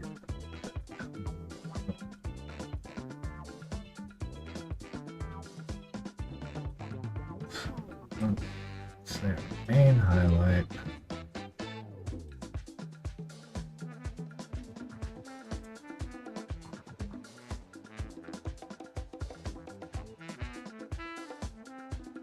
Shave it down.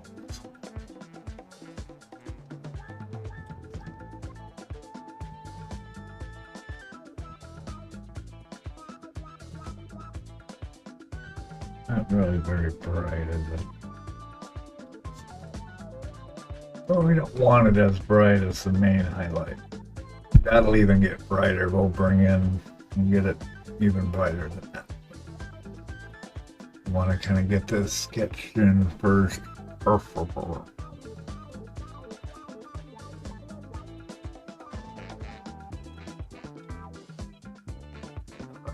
Color. Yeah, we're gonna have to ask you to put some color on that like Monday. That's great.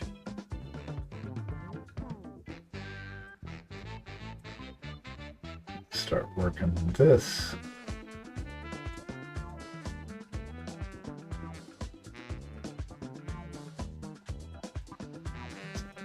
Put that there.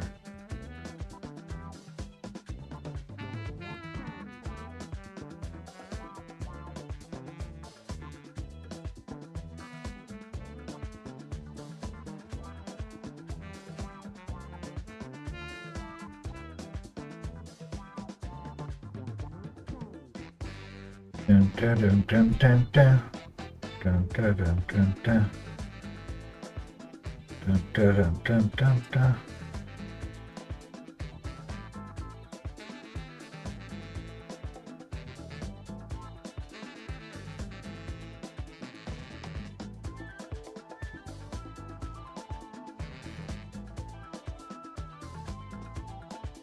Mm.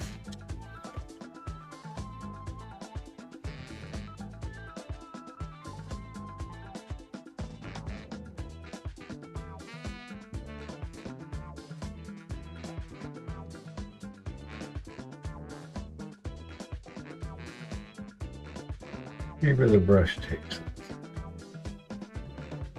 You sound like Ross. That's a happy little brush.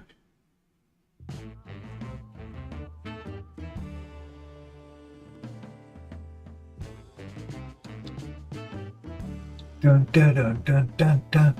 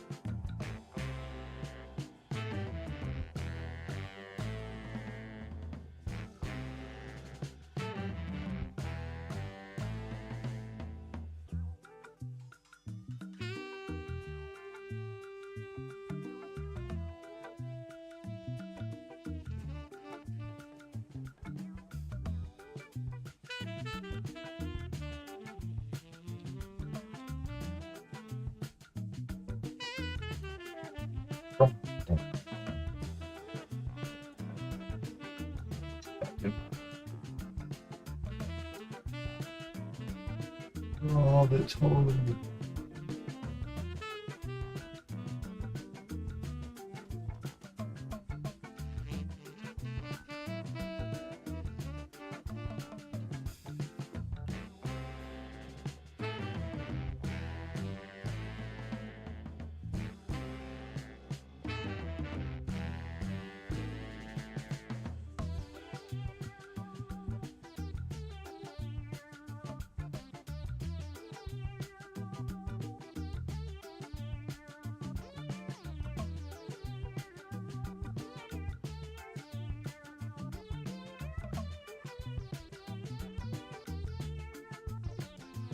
Up before it dries.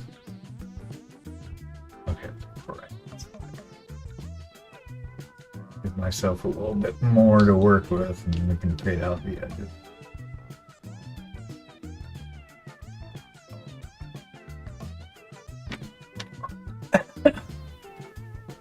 Hope everyone's still doing good out there.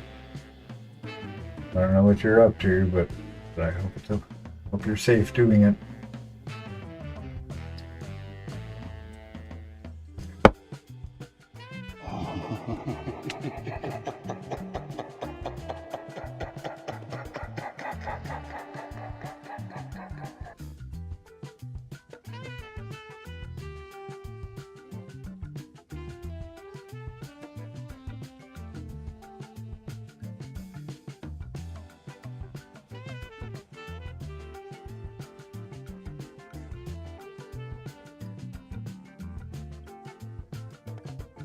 Wah, wah.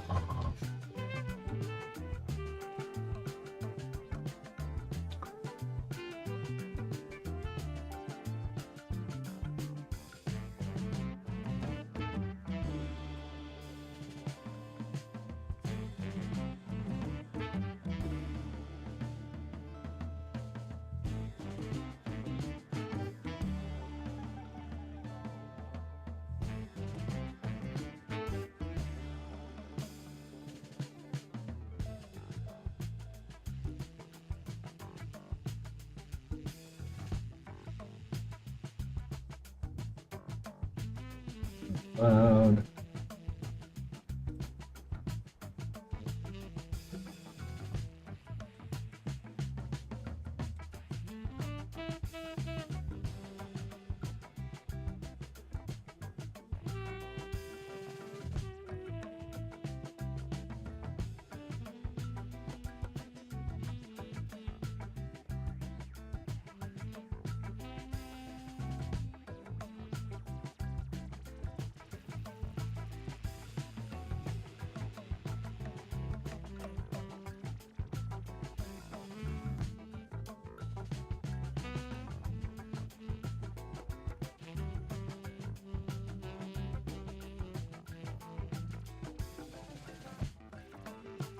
Gotcha.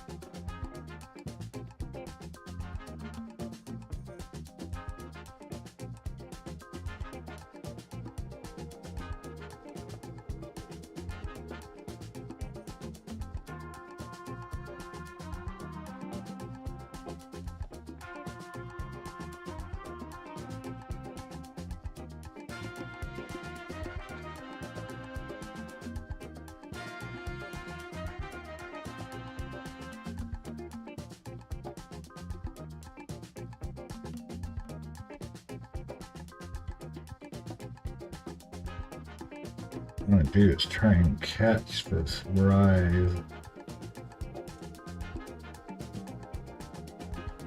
in the armor.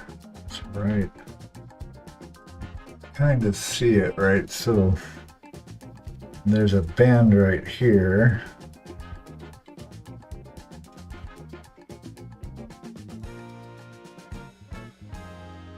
Right there.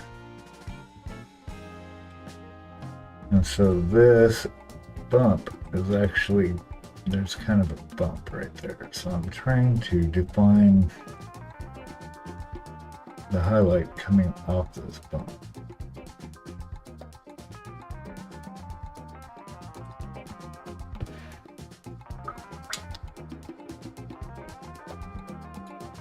It's just shaping it, really. It's getting it in the right.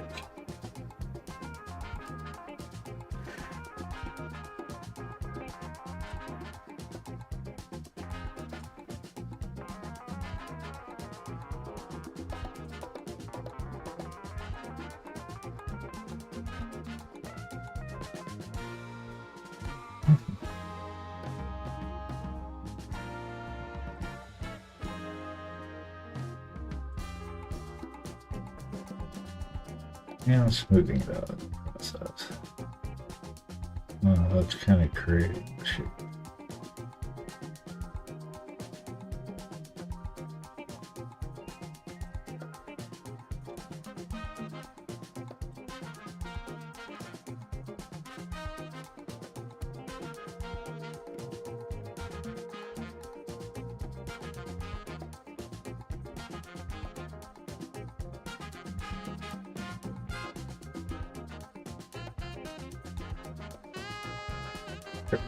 Oh man. Lives rent free in my head forevermore.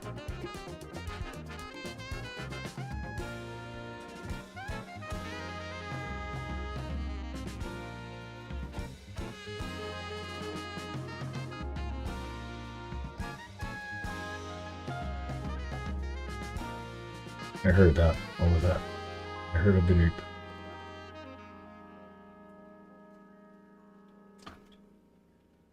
Ah. Thanks. Discord notice.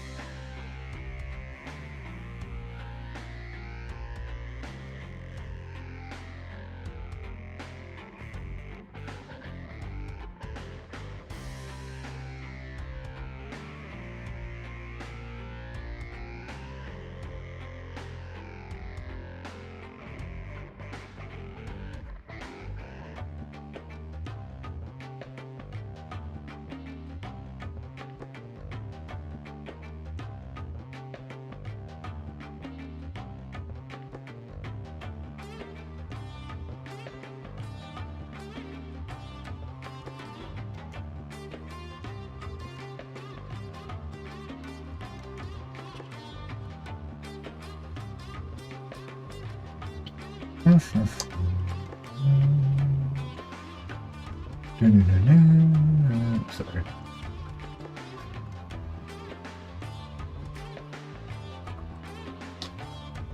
No Star Wars themed humming. I'm just in the zone. Hit me up. Don't mean to be so quiet. I'm just hyper focused on this.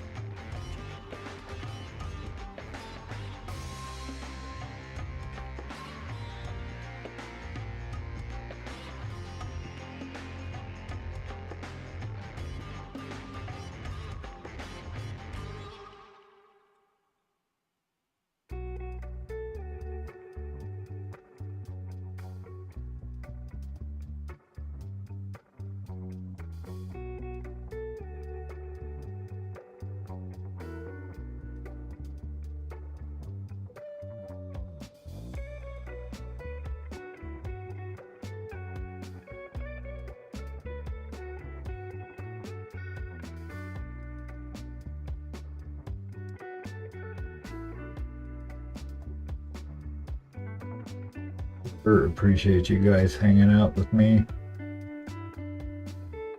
Choosing to spend time out of your life in my little corner of this internet machine.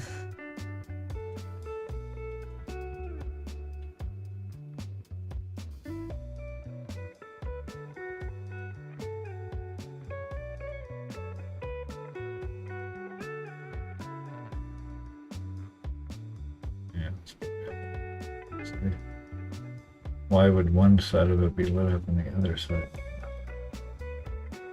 This, however,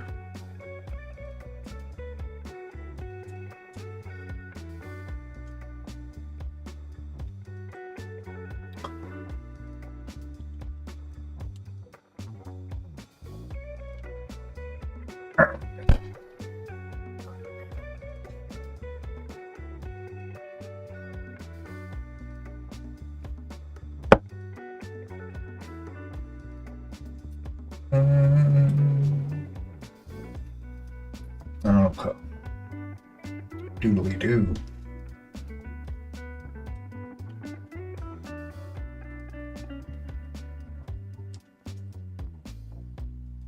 Now see, this would not be as bright. So, one thing we're going to do.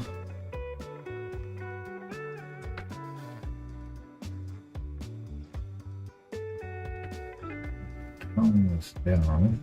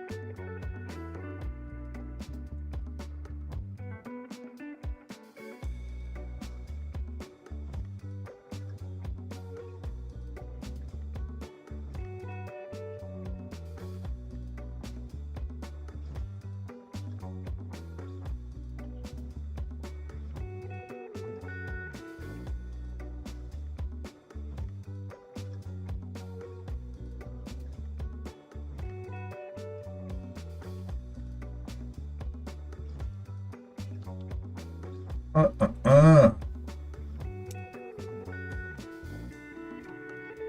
yeah.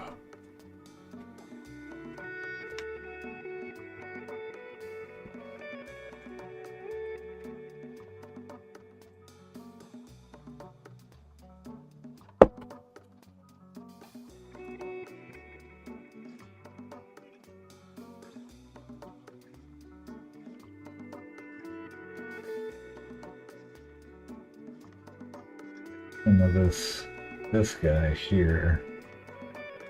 It'll take a little more work.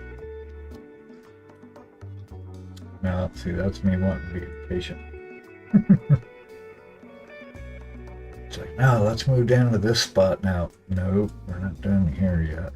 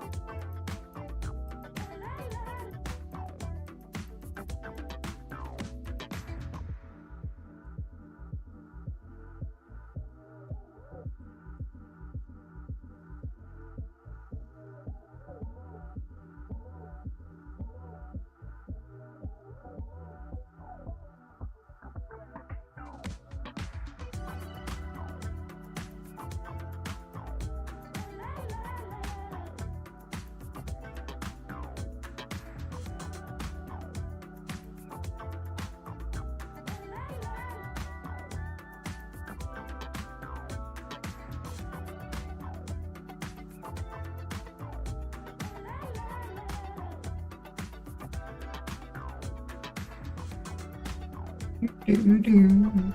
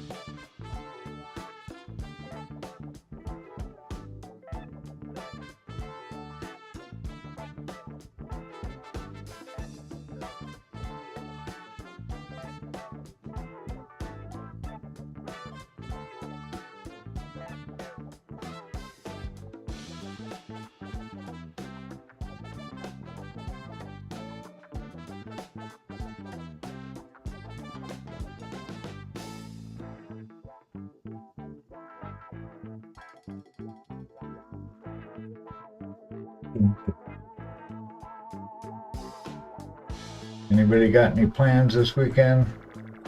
What's going on, chat? What are you up to? Who's doing something fun?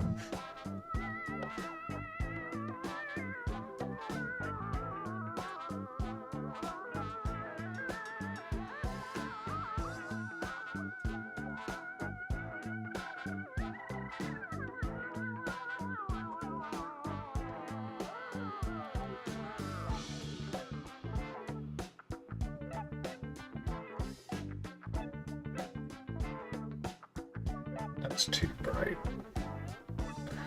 That's what's bugging me.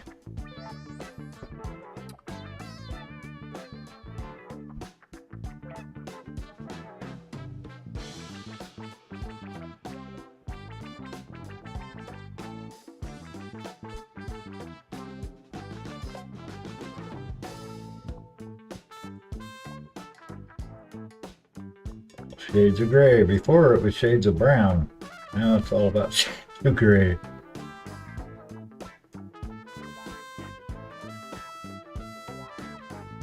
Too bright. It would not be getting that much.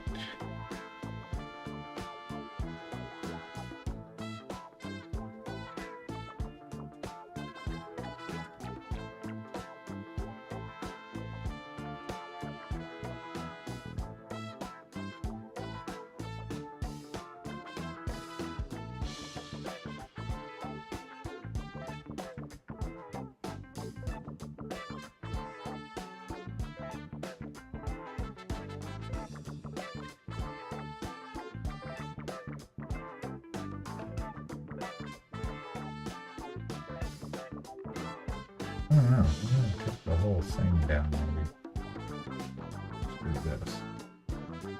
Literally tone it down.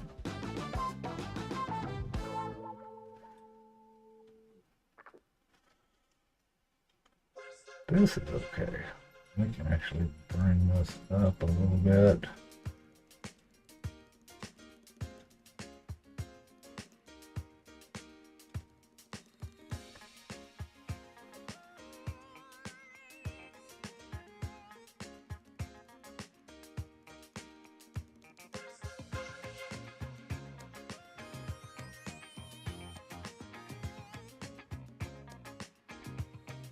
Oh, don't have much planned other than playing some Halo, right on, XCOM, besides painting, of course. Sweet. I've played a little Halo, it's pretty fun. I get lost in video games though, so I'm like, have to be really careful. I've been playing Baldur's Gate and Diablo 4 for like a year. Because otherwise I'll sit and just stop and do nothing else. It's not conducive to getting anything done for me.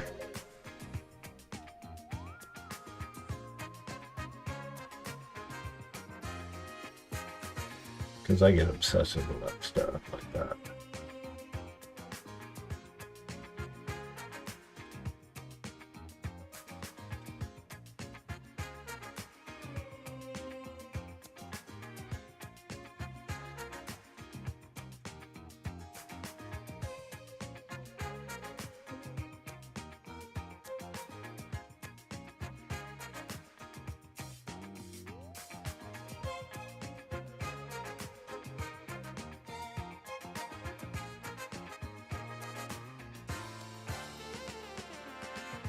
I used to play the shit out of Counter-Strike back in the day.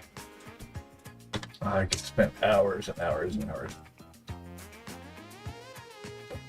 It was fun because I was living in Oregon and I had a buddy of mine that was in Orlando, Florida. We used to sit and play.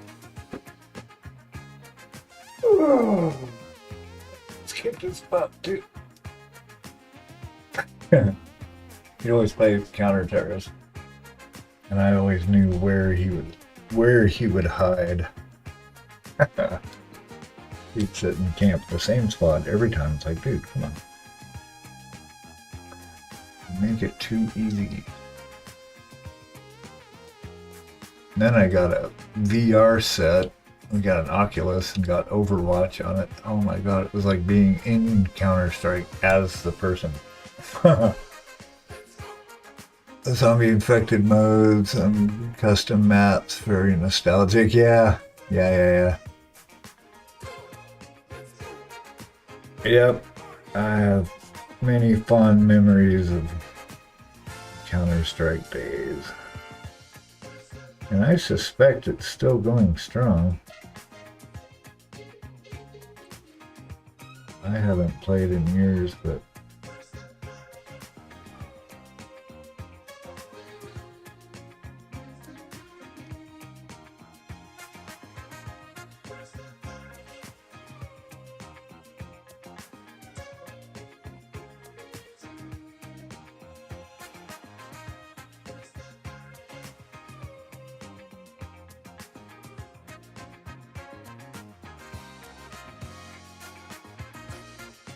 Dust 2.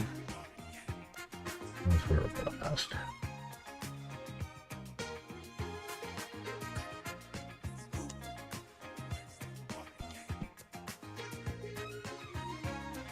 There we go.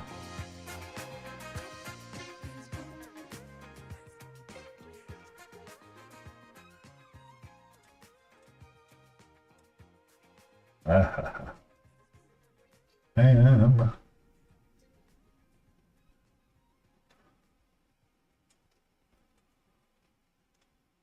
Lighten this up a little bit.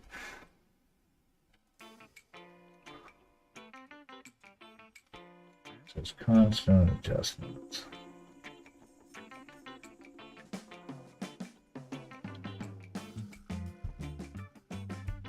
Okay, how about a little brighter?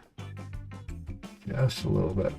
And the key here for what I'm trying to do here is to keep the brush in the same direction.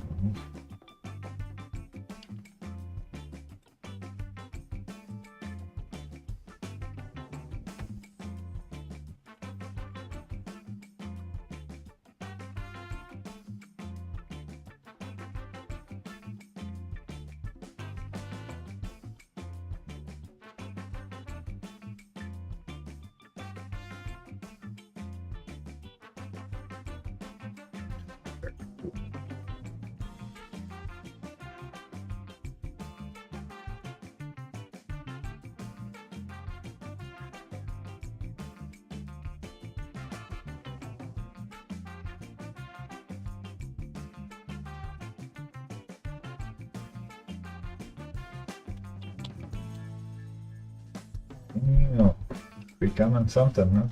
That's good. Kind of at some point, because it's sun, I want to bring in some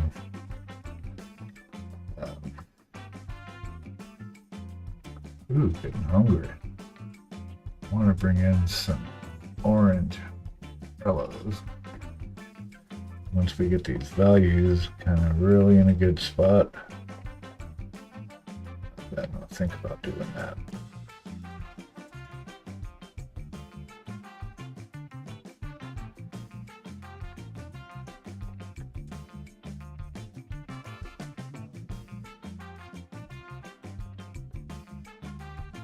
Just lightening up this bit a little bit here.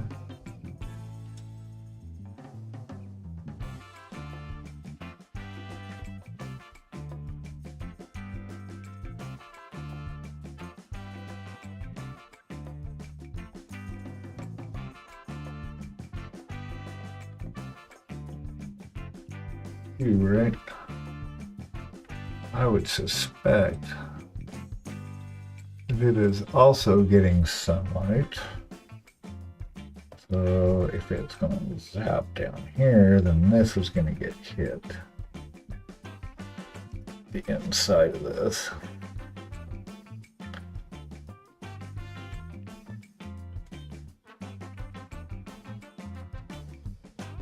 Oops.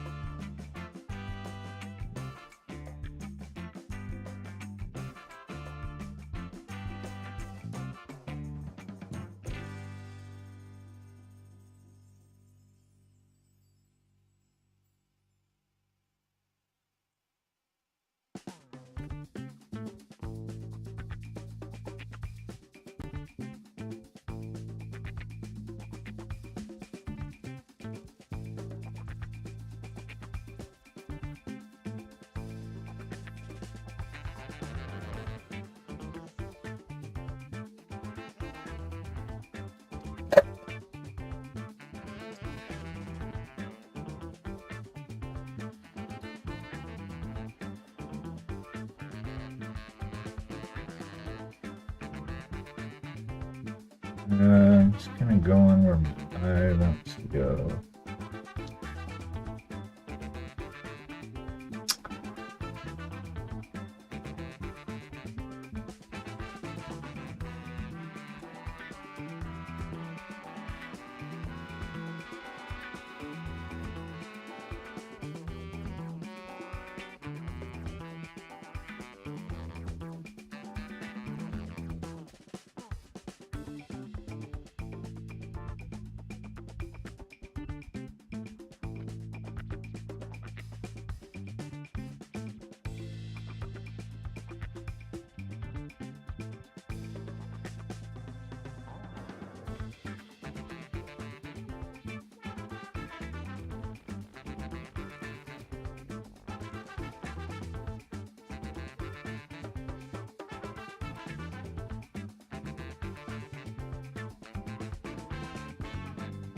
kind of just reshaping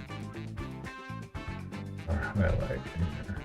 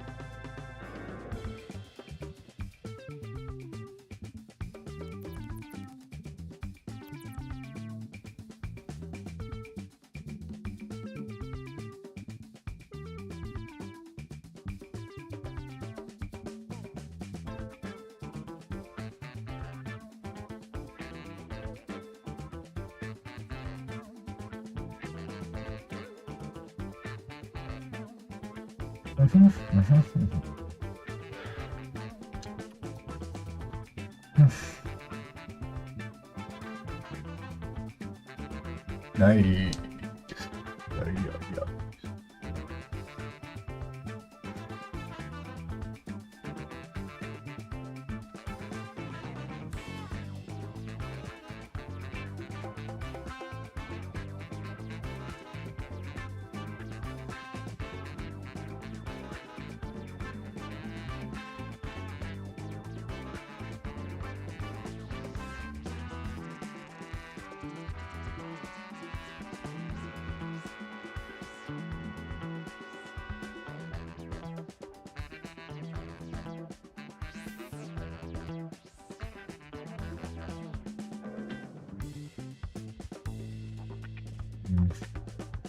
Start moving into this.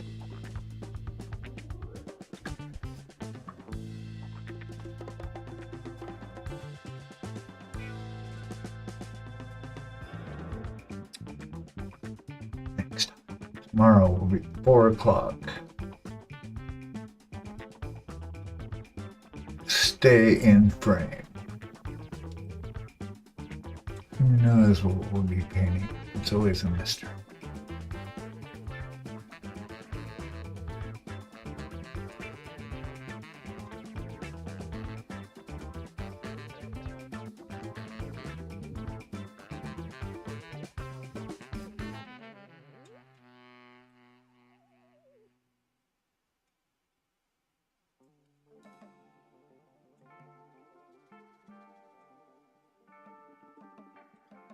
The other key is I am using like no brush pressure.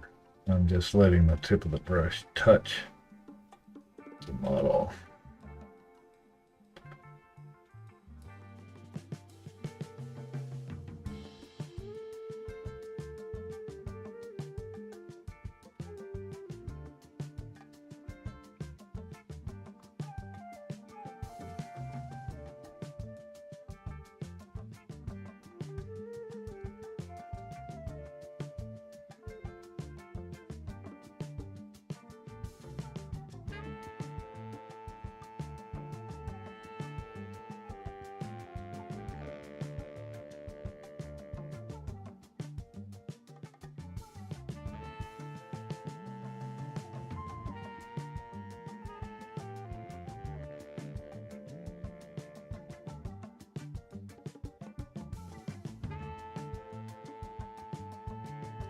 Yeah, it's looking pretty good.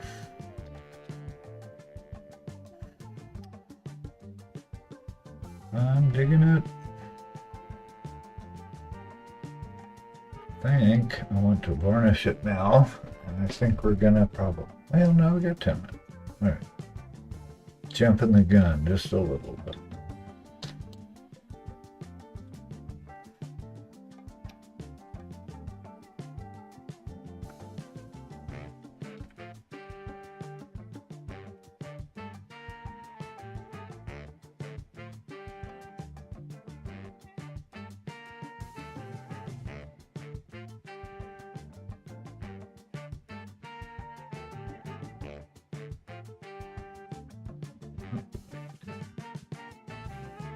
There we go. Kind of a pastel V-band.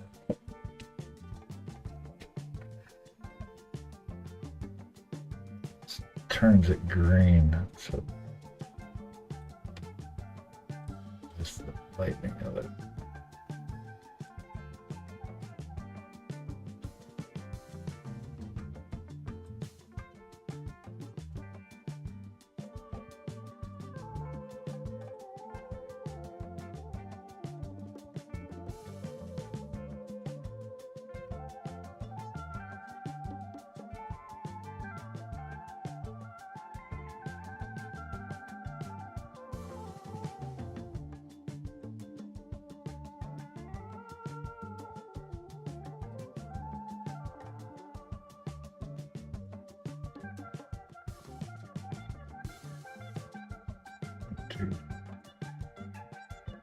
But we'll go with it. See where it takes us.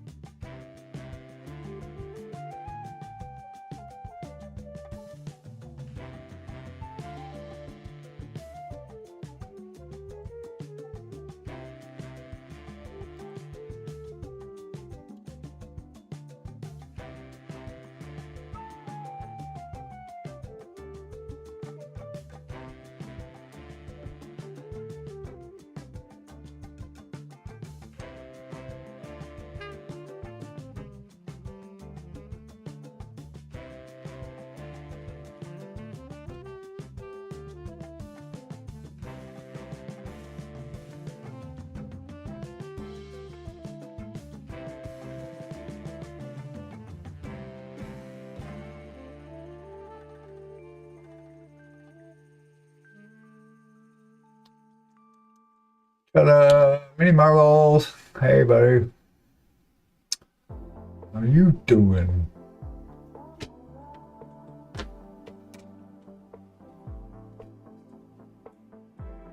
About ready to wrap it up here. We're in NMM land. Yeah, good. Good.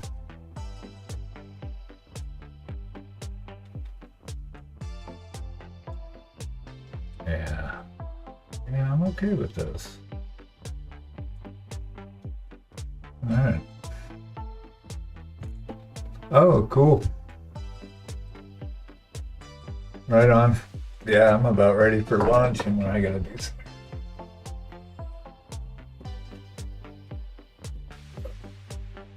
I made a lot of progress on this dude's arm though. I'm feeling pretty good about it. Just gotta move it down the whole thing and then do it for the rest of his fucking armor. Part of this is like prototyping as I'm doing it, right? So I don't have a test model, but we're kind of working it out in real time as we're painting it. It still looks a little. This is dirty here. This is coming together. This is looking pretty good. This I started, so we've got a good little groundwork to build on. Haven't touched these at all yet. So. I think what I need to do first though is because I want sun, I want like oranges, yellows, like it's a morning sun, because he's all lit up like yellow. I mean, he's dark complected anyway, which is the idea. But the sun is like bright there, so I've got to replicate kind of that orangey yellow action on him, so that's going to be interesting. So yeah, let's figure it out as we go. Every model is the same way. How are we going to paint this one? The model I don't know, it's like the model tells you how it wants to be painted, I think. My mom. Oh, where were they? They were sitting outside my office door because Satya brought them. Wait, what? Hold on, I gotta catch up here. All my candies that I couldn't find going to bed last night. Well, they were in the chair originally. Yeah. Oh, okay. By where you put the dog collar. Oh, all right. Yeah. Fancy chair. Right. And Satya brought them over to the door. All of them? Yep. Every one of them. All 4 of them? Yep. One at a time. Yep. Wow. What are you doing, Kate? Yeah, I've heard that. Michelangelo, yeah, he said that he could see the sculpture just needed to come out of the stone. You're just removing what isn't. Space. Yeah, remove what isn't the sculpture. That's pretty cool. So this is what we did today. We being me. Yeah. Nice. Getting there. Wow. Yeah. Wow. Cleaning up this side back here. Anyway, yeah. Fancy dancy. It's a labor of love. The sculpture is already complete within the block before I start my work. Yep. If it is already there, I just have my chisel away. It's super. Yeah, anything that isn't. Yep, that's it. You know, that's funny because that's what Vedanta is all about too. Doing self-inquiry and removing what isn't you, the absolute. So that's what we're doing. It's like a biological sculpture known as a human. We're sculpting it. What you looking for? An example. Of what? Chest. Yeah. I do not have any of those here. A burly chest. Nope, no burly chests here. The closest one I had was the Dusk Blade little version of him. Yeah, he was all chest. I don't have anything like that. Yeah, it's coming together though, little by little. Minotaur chest.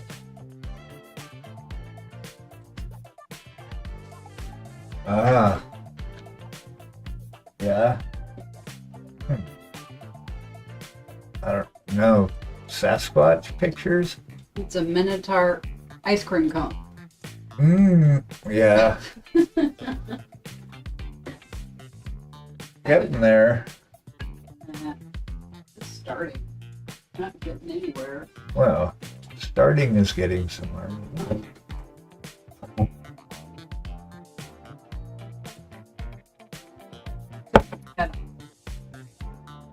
Started over. What are you working on, Marvels? Your weekend look like? I think I'm out. We're just chatting now. Not gonna start. I think it's a good place to stop.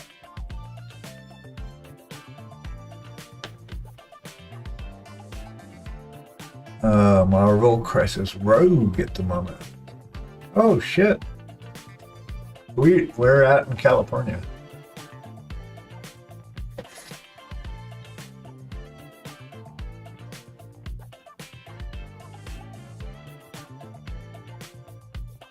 Redwood Valley. Isn't that like Fresno's down there, right?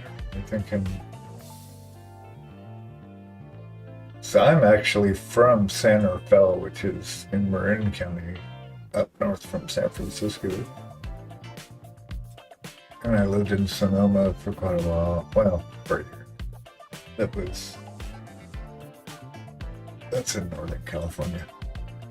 Hello. So I'm going to get off when everybody comes on. I need to hang out. The weddings. Oh, Berkeley. Yeah. Oh, right. 2 hours north of there. Okay, so that's even because Sonoma was 50 miles north of the city. / Berkeley. Stop him. So 2 hours north, Redwood Valley. That is, sounds really familiar, but 2 hours north of Berkeley. Not as far as It's not Sacramento. Chico. No, Chico's way.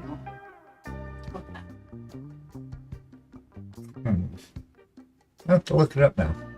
Mendocino County. Oh, that's like on the Russian River. I know Russian River.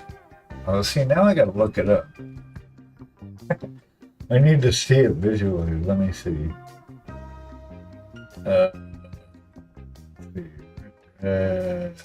How about a map? I just need to see. And then I will know forever. Okay. Redwood Valley is. Yeah, my exposure's set funny. Potter Valley, oh, Ukiah. Yeah, okay. No, it's pretty north. Yeah, Redwood Valley is up north of Ukiah.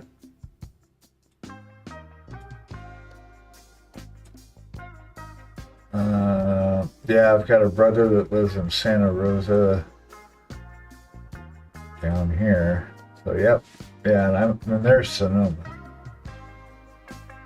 So that was around north. Sanderfell, yay, there's Sanderfell. Cool. Anyway, awesome. Well, that'll be fun. You lived in Ukiah for 15 years? Oh, shit. One of the guitar players, like founding members of the band I was in for like 15 years, he was from Ukiah. Well, it's actually where I think the band moved up from. He met the other guitar player guy who kind of funded the move up to Portland. They got a bass player, and they got me and keyboard player. Yeah, I don't know that part of California. I know Marin County-ish, and Napa or Sonoma County, but I haven't. Like the furthest south I've been is Disneyland, is in Anaheim. Never been to San Diego. Never been to LA. No SoCo. His name wasn't Phil, was it? The guitarist? No. John. Yeah, just John. Yeah, it's from Utah. Oh. Sonoma was dry enough for me. That was the only thing about. I mean, Marin County was pretty green, mostly. When it's summer and all that, it gets really dry. Sonoma would get all like, that would be really funny. What? From Ukiah? Do you know a guy named John? Yeah, John from Ukiah. Because there's only like 7 people that live there.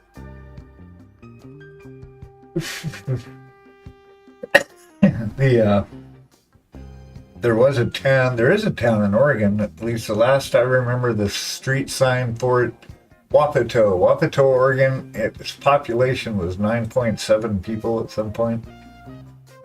One donkey. Yeah. It was like 3 houses and a post office.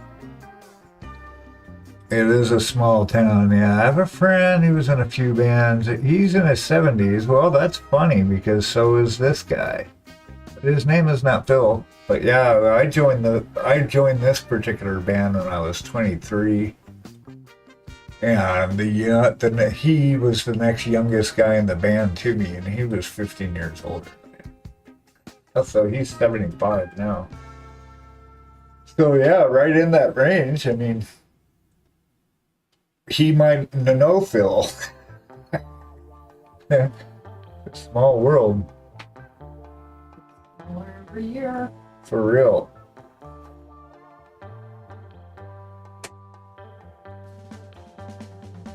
Yeah, I got some more touching up to do on this book too. Get that to pop more. Let's kind of like where that's at. All right, I'm starving. Let's see who's home that we can go Great. Thank you everybody for hanging out with me. Spending time out of your life hanging out. Super appreciate you all. We're gonna go find someone to raid out to, possibly. And hope everyone has a most awesome weekend. Most excellent. Let's see, who's home? I need a browser. Browser. And tomorrow, are you streaming? Are we streaming tomorrow? I think we are. 2 o'clock. Where is? EST. No, 4 o'clock 4 o'clock. EST. The Stay in Frame crew. And maybe Marvels will join us. What are you doing tomorrow, Marvels? I guess that'd be like 2 o'clock your time. I don't know. Maybe 3 o'clock. Oh, that's right. You're leaving. Duh. See how much I pay attention. Well, that'll be fun, though. Trips are always fun. I've got a friend having a wedding reception next month, but I don't have any money to travel back out to the West Coast. I is broke. 2 p.m. you'll be at the airport. Well, that's no excuse. You'll be through TSA. You can still stream. You just get one paint. You get one thing of paint and one brush. You can work on something. All right, let's see who's home. But yeah, maybe next time when you're around, I think it would be great. When you're back. What am I doing? I'm trying to find a browser that I can have in this other one. I've got a computer here, and then I've got my tab monitor in front of me. Browser over here. So that I can see a list of who's home that we can invade. We haven't been to Painting Dad in a while. Now let's see. How about somebody we don't know? Let's go find someone we don't know. Let's go meet Eris. Eris is a broadcaster based in the UK. Streaming, painting games. Okay. That could be interesting. Somebody's painting something. He's doing a coaster. October Killican Clan.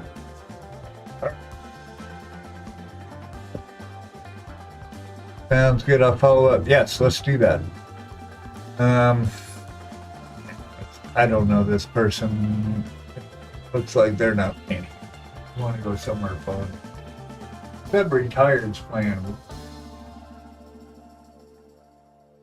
How about Painting Dad? We haven't hit up Painting Dad in a bit. Honestly, they're really cool. Oh, working on something big and red. Warhammer person could probably totally tell me what that is. But show them love when you get there. Give them a follow. They're a really cool person, great artist. Definitely worth the hang.